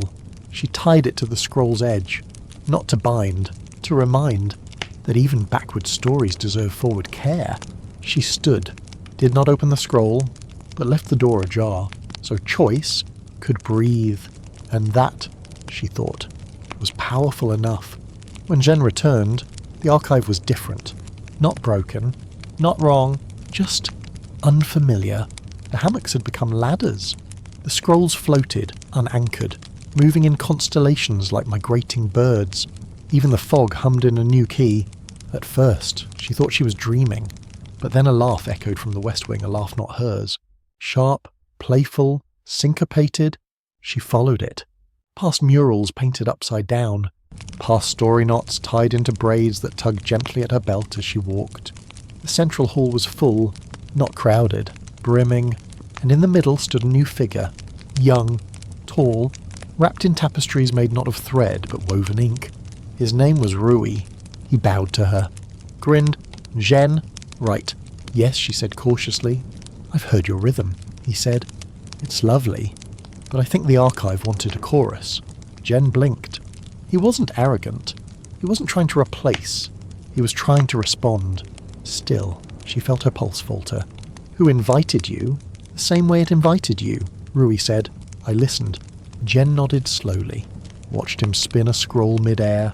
Its ink danced like firelight, a poem that couldn't be read the same way twice. People gasped, smiled, cried.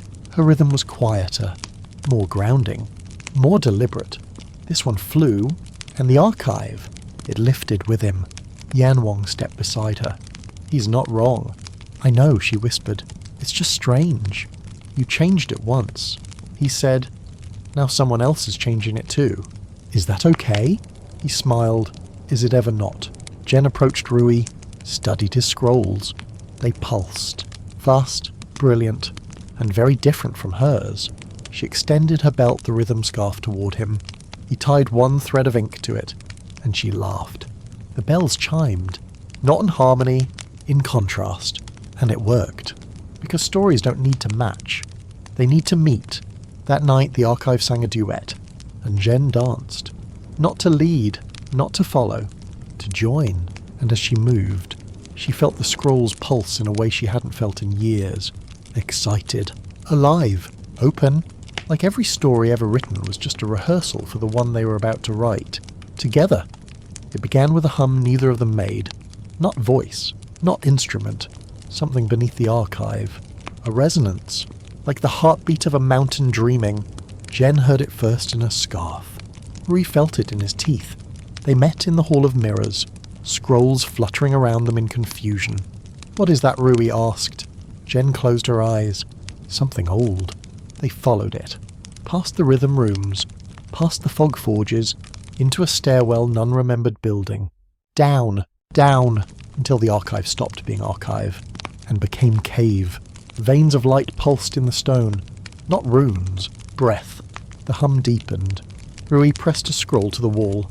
It melted, transformed into vapour and was inhaled by the rock. The hum shifted. Higher. Almost question-like.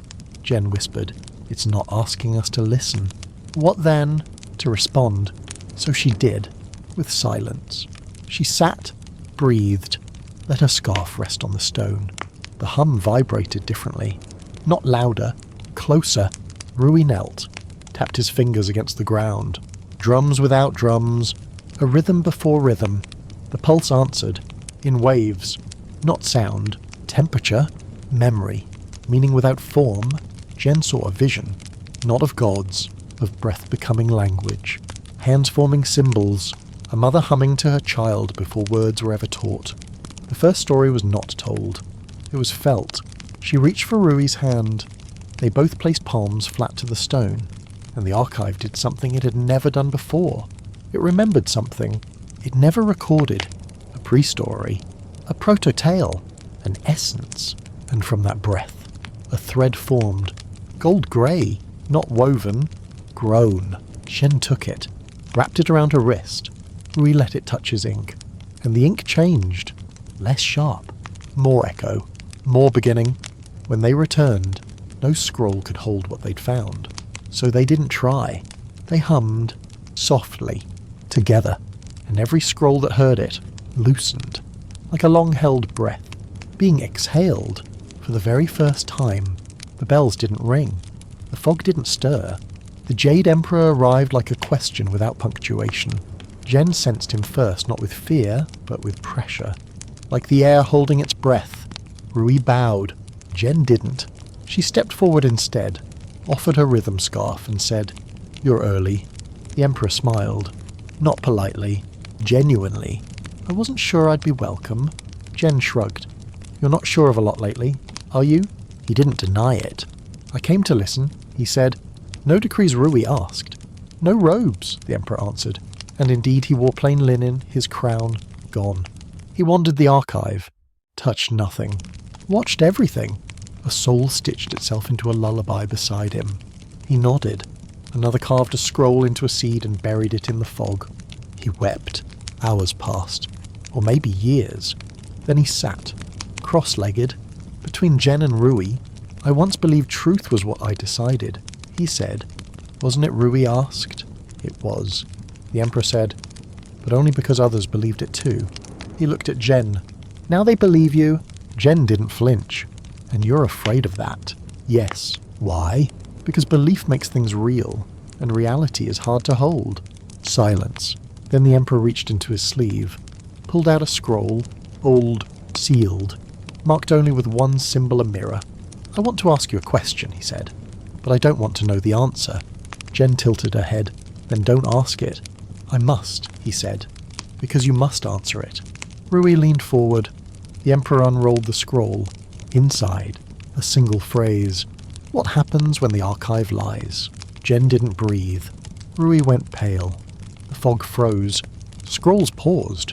Even Yan Wang, watching from afar, stood perfectly still. Jen whispered, "Why would it lie? Maybe not to deceive." The Emperor said, "Maybe to protect. Maybe by accident. Maybe because stories change faster than the ones who keep them." She touched the scroll. It didn't burn. Didn't fade. It waited. Rui whispered, "Do you know the answer?" Jen closed her eyes. "No." "Then open them." "But I know how to find it." She walked to the center of the archive, held her scarf high, and said, "We tell the story of a lie." The fog moved. The scrolls whispered, and for the first time, the archive prepared to question itself. The archive had never audited itself, because archives don't question. They store, sort, preserve. But Jen had asked, and the archive, ever-evolving, answered. It opened a door none had seen. Not sealed, forgotten, dustless, waiting, inside a single scroll encased in black glass. Not displayed, contained. The scroll bore the sigil of the first flame, the myth that sparked every other story. Rui read aloud the myth as it had always been told, that the first flame was gifted to mortals by the gods, a symbol of divine grace, trust, and unity. But the scroll in the glass, different, it whispered when they neared, a voice not ancient, ashamed. Jen placed her rhythm scarf against the case. It cracked, not violently, like old truth sighing. She unrolled the scroll and read that the first flame was stolen, not gifted, that the gods, fearing mortal fire, waged silence instead of war, and let history forget the theft. Rui sat down, hard. Jen didn't blink. She whispered, "The archive lied." "No," Rui said. It obeyed. She nodded. "Then it's our turn to disobey." Yan Wang entered the room. Quiet, unshocked. He looked at the scroll. "I suspected," he said. "Why didn't you check?" "Because even gods believe what they hope is true." Jen turned to the scrolls fluttering outside the chamber. Some had already begun rewriting. Others trembled. A few curled inward, shielding their stories from the light. Rui asked, "What do we do?" Jen looked at the scroll in her hands. Its ink didn't burn. Its parchment didn't rot. It simply waited. "Tell the lie," she said. "Then tell the truth. Then tell why we didn't know," Yan Wang added, "and tell what we do now." That night a ritual began, not of worship, of witness. A crowd gathered. Gods, souls, storytellers, even the Jade Emperor. She read the myth, twice, both versions, then burned neither. Instead, she wove them together not to reconcile, to remember. Rui added ink between the lines. Truth without mercy becomes cruelty. Tradition without truth becomes cage. And the archive pulsed, not with certainty, with courage. The scrolls opened wider, the stories breathed deeper, and for the first time, the archive was not just a record. It was a reckoning, and the flame, it burned brighter, because it no longer hid how it had begun. The archive had never audited itself, because archives don't question. They store, sort, preserve, but Jen had asked, and the archive, ever-evolving, answered. It opened a door none had seen, not sealed, forgotten, dustless, waiting, inside a single scroll encased in black glass. Not displayed, contained. The scroll bore the sigil of the first flame, the myth that sparked every other story. Rui read aloud the myth as it had always been told, that the first flame was gifted to mortals by the gods, a symbol of divine grace, trust, and unity. But the scroll in the glass, different, it whispered when they neared. A voice not ancient, ashamed. Jen placed her rhythm scarf against the case. It cracked, not violently, like old truth sighing. She unrolled the scroll and read that the first flame was stolen, not gifted, that the gods, fearing mortal fire, waged silence instead of war, and let history forget the theft. Rui sat down. Hard. Jen didn't blink, she whispered. The archive lied. No, Rui said. It obeyed. She nodded. Then it's our turn to disobey. Yan Wang entered the room. Quiet. Unshocked. He looked at the scroll. I suspected, he said. Why didn't you check? Because even gods believe what they hope is true. Jen turned to the scrolls fluttering outside the chamber. Some had already begun rewriting. Others trembled. A few curled inward, shielding their stories from the light. Rui asked, what do we do? Jen looked at the scroll in her hands.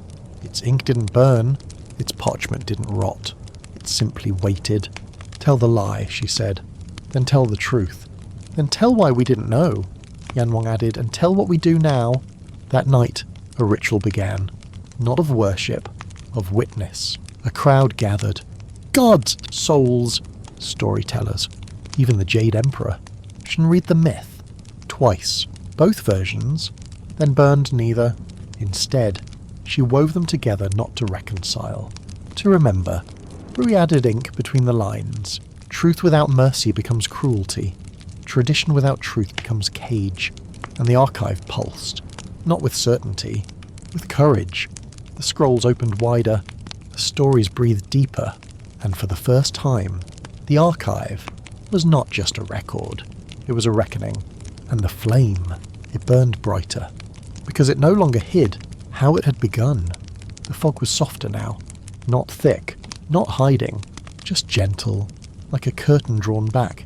Waiting. Jen stood at the edge of the archive. Not because she was leaving in shame, but because she was done. Behind her, the archive pulsed. Voices. Stories. Questions.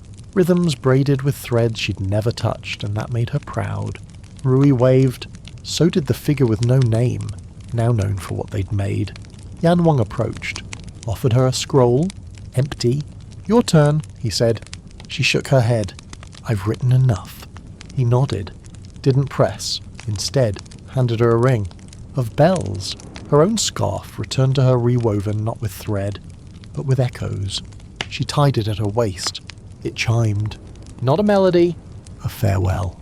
She passed the loom. Bowed. Not as keeper, as guest. She passed the scrolls. Some opened for her. Some didn't. That was good. She passed the fog forge, which now danced with a dozen hands. Not just hers. She passed Rui, who was already arguing with a soul about whether forgetting could be sacred. She smiled and stepped into the fog. Alone. Not lonely. Complete. Not finished. The scarf rang once. Twice. Then fell silent. And in that silence, a new rhythm began. Not hers. Theirs. Together. Forever echoing. Never owned. And the archive, it didn't mourn. It expanded. Because stories do not end. They become... And Jen. She walked into the unknown. Not to forget. To begin again. Elsewhere. As someone new who, one day, would listen to someone else's first story and know exactly what it meant to be heard. Jen stood before the loom of silence. Her scarf was gone, unravelled in service, scattered through souls who needed it more than she did. And now the loom waited, not to clothe her again, to see who she had become. She touched the first spindle. Thread emerged. Blue, but not the same blue as before. This one shimmered like hesitation held by hope. It came from the soul who gave only a pebble. Jen tied it at the corner, not to anchor, to remember. Another thread unfurled, green vibrant, stitched with laughter and dirt under fingernails. The farmer god who buried scrolls like seeds. She wove it beside the blue. Each thread found her, not because she asked, because she listened. The god of unfinished songs returned with a hum, a thread of violet, woven from a note that never found its chorus. Jen tied it loosely, left space for it to continue. Jin arrived one afternoon. He handed her a thread made of silence. No colour, no shimmer. From the ones who never spoke, he said. Jen placed it at her heart. The archive shifted, not in shape, in sound. Soft echoes now lined the walls, footsteps of those who once didn't believe they mattered. He painted her a golden clasp. For days of grief too heavy to weave, Yan Wang gave her a red thread. Just one, it pulsed faintly. "What's this?" she asked. "My fear," he said, "that I taught you how to hold stories but forgot to teach you how to let go." Jen kissed the thread, then tied it to her sleeve. She wove for weeks, not to rebuild, to become, each thread not a souvenir, but a lesson. That stories borrowed still ask for breath. That healing isn't repair, it's relation. That listening leaves marks, but some marks are stars. When her scarf was half its old length, she stopped, tied the last thread to a ring of bells, whispered to it, "Not done, just dancing," and wore it again, not across her shoulders, around her waist, like a belt, a rhythm, so she could run, jump, fall, and carry stories that moved with her as she stepped into the archive's deepest chamber.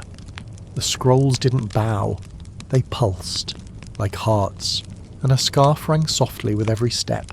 Not a crown, not armour, a promise to carry what she'd caught, and to always leave room for what still needed to be held.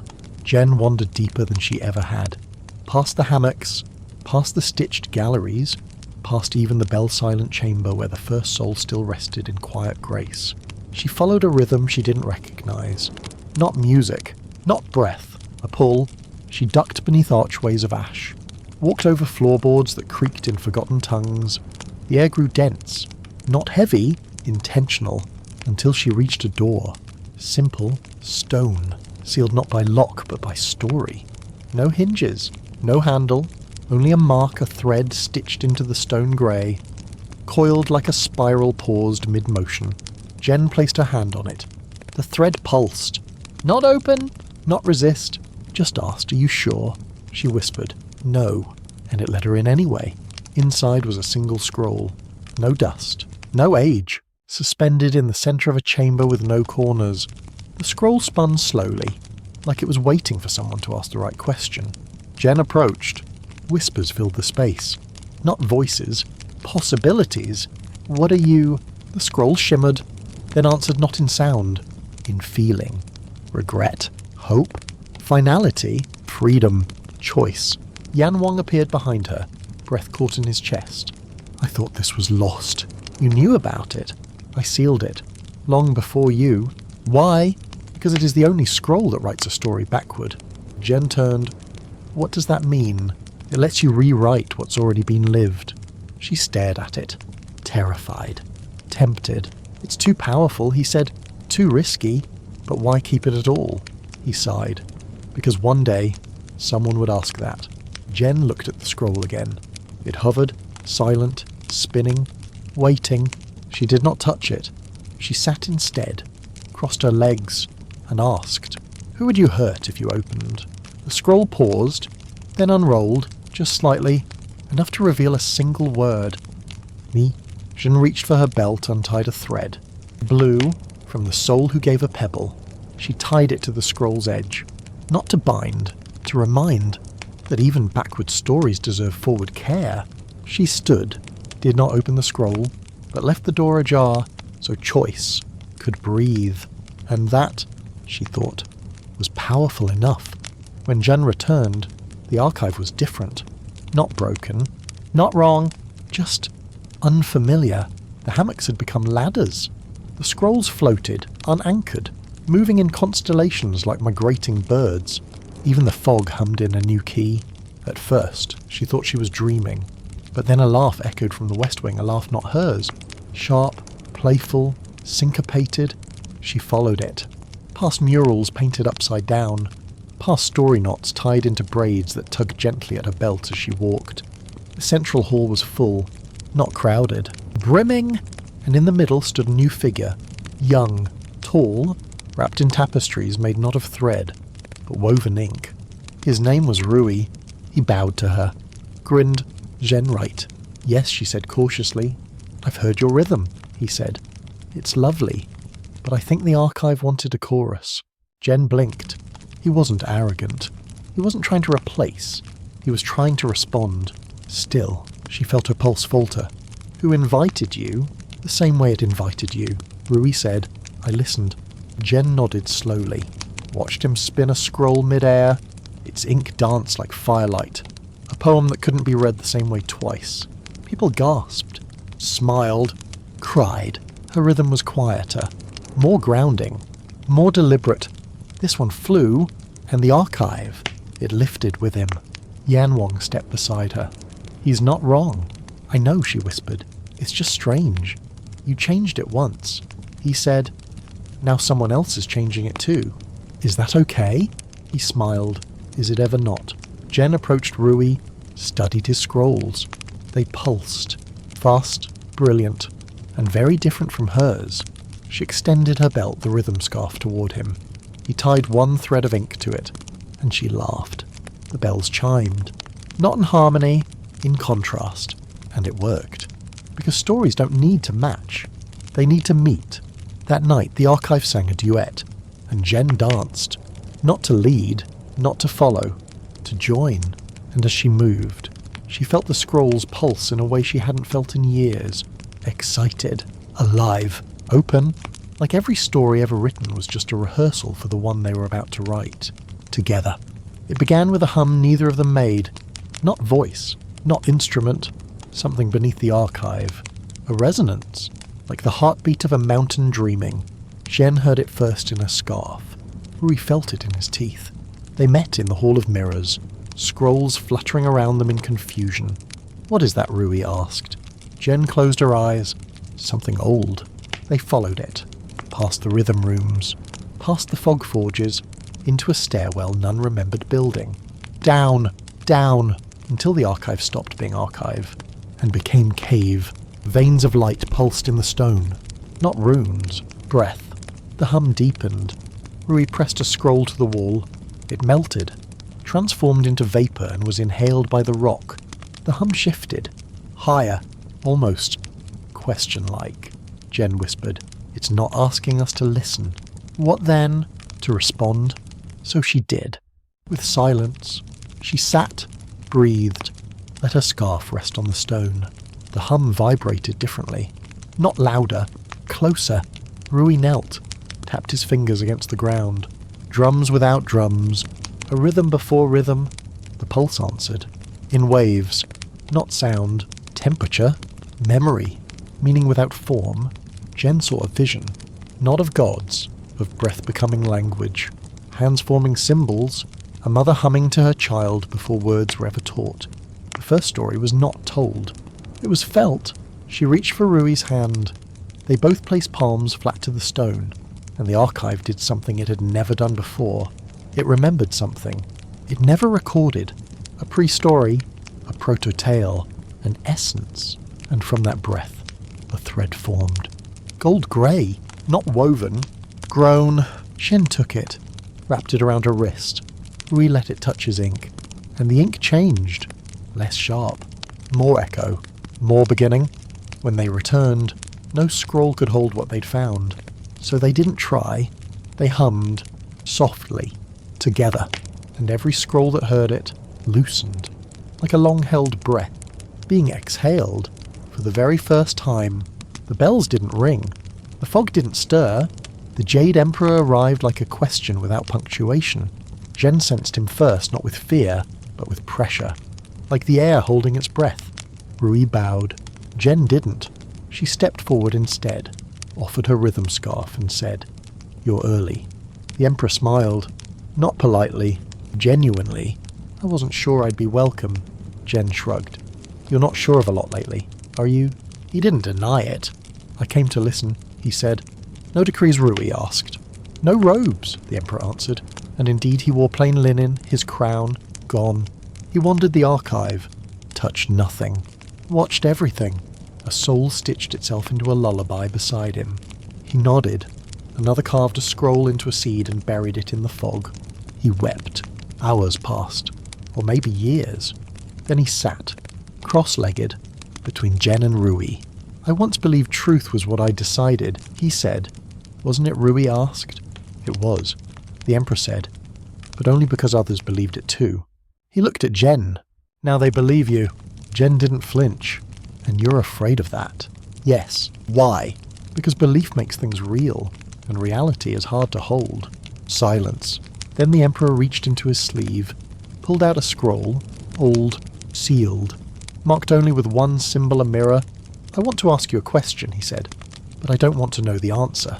Jen tilted her head. "Then don't ask it." "I must," he said, "because you must answer it." Rui leaned forward. The Emperor unrolled the scroll. Inside, a single phrase. "What happens when the archive lies?" Jen didn't breathe. Rui went pale. The fog froze. Scrolls paused.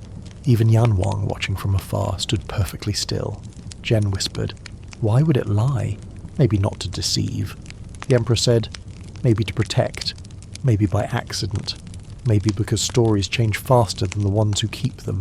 She touched the scroll. It didn't burn. Didn't fade. It waited. Rui whispered, "Do you know the answer?" Jen closed her eyes. "No." "Then open them."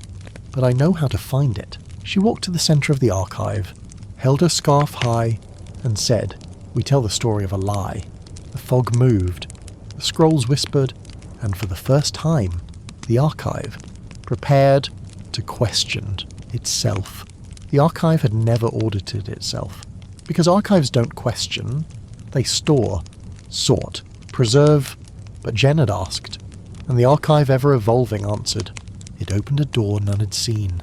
Not sealed, forgotten, dustless, waiting, inside a single scroll encased in black glass.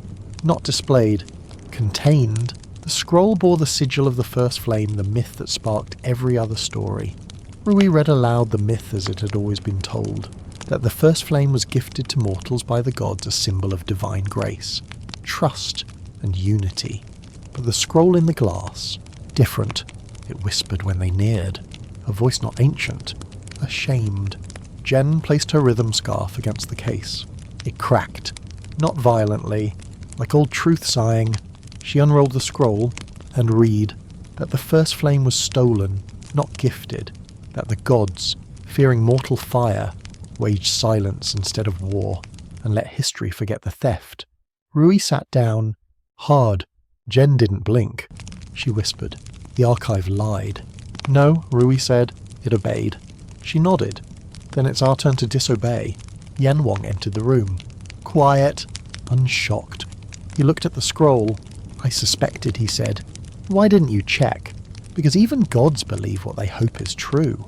Jen turned to the scrolls fluttering outside the chamber. Some had already begun rewriting. Others trembled. A few curled inward, shielding their stories from the light. Rui asked, What do we do? Jen looked at the scroll in her hands. Its ink didn't burn. Its parchment didn't rot. It simply waited. Tell the lie, she said. Then tell the truth. Then tell why we didn't know, Yan Wang added, and tell what we do now. That night, a ritual began. Not of worship, of witness. A crowd gathered. God, souls, storytellers. Even the Jade Emperor. She can read the myth. Twice. Both versions. Then burned neither. Instead, she wove them together not to reconcile. To remember. Rui added ink between the lines. Truth without mercy becomes cruelty. Tradition without truth becomes cage. And the archive pulsed. Not with certainty. With courage. The scrolls opened wider. The stories breathed deeper. And for the first time, the archive was not just a record. It was a reckoning. And the flame. It burned brighter. Because it no longer hid how it had begun. The voice didn't boom. It cracked. Like a floorboard under uncertain feet. I have a question. The room fell silent. Not out of reverence. Curiosity. Jen turned. Saw a figure she didn't recognize. Young. Not child. Not elder. Wrapped in nothing. No scarf. No ink. No fog. Just raw breath and a badge of silence pinned to their chest. I was never given a story, they said. So what gives you the right to tell mine? Jen didn't answer immediately. She walked closer, asked, What's your name? The figure shook their head. No one ever wrote it down. The archive trembled. Scrolls rustled. Jen said gently, Then let's write it now. No, they said. Firm. That's not my question. My question is who decided you were the one who gets to write it? Rui stepped forward. She doesn't decide. She listens. But she speaks louder. The figure countered. And louder means remembered. Jen felt the accusation land. It didn't bruise, but it bruised her rhythm. She took off her scarf, set it at the figure's feet. I was chosen by rhythm, she said, but maybe rhythm chose wrong. The figure blinked. Wasn't expecting that. Jen continued, I don't want to own the archive. I want to share it, to question it, even to break it, if needed. They frowned. Words are still power. Yes, she agreed, so let's share them. She stepped back, nodded to Rui. Together, they invited the figure to the scrollwork loom. It hummed. Neutral, patient. The figure hesitated, then stepped forward. Touched the loom. It didn't glow, didn't sing. It listened, and a thread emerged. Not coloured, not frayed, a shimmer that defied sight. They tied it to the archive, not with knot, with breath, and spoke. Not their name, their story, piece by piece. And the archive, it didn't resist. It reshaped, not around Jen, not around Rui, around the untold, the never heard, the nearly forgotten. And Jen, she smiled, stepped to the side, because sometimes the truest storyteller is the one who never thought they'd get to speak. The fog was softer now, not thick, not hiding, just gentle, like a curtain drawn back, waiting. Jen stood at the edge of the archive, not because she was leaving in shame, but because she was done. Behind her, the archive pulsed. Voices, stories, questions. Rhythms braided with thread she'd never touched, and that made her proud. Rui waved. So did the figure with no name, now known for what they'd made. Yan Wang approached, offered her a scroll, empty. Your turn, he said. She shook her head. I've written enough. He nodded, didn't press, instead handed her a ring. Of bells, her own scarf. Returned to her rewoven not with thread, but with echoes. She tied it at her waist. It chimed. Not a melody, a farewell. She passed the loom, bowed, not as keeper, as guest. She passed the scrolls. Some opened for her, some didn't. That was good. She passed the fog forge, which now danced with a dozen hands, not just hers. She passed Rui, who was already arguing with a soul about whether forgetting could be sacred. She smiled and stepped into the fog. Alone, not lonely. Complete, not finished. The scarf rang once, twice, then fell silent. And in that silence, a new rhythm began. Not hers, theirs. Together, forever echoing. Never owned. And the archive, it didn't mourn. It expanded, because stories do not end. They become. And Jen, she walked into the unknown. Not to forget. To begin again, elsewhere, as someone new, who, one day, would listen to someone else's first story and know exactly what it meant to be heard.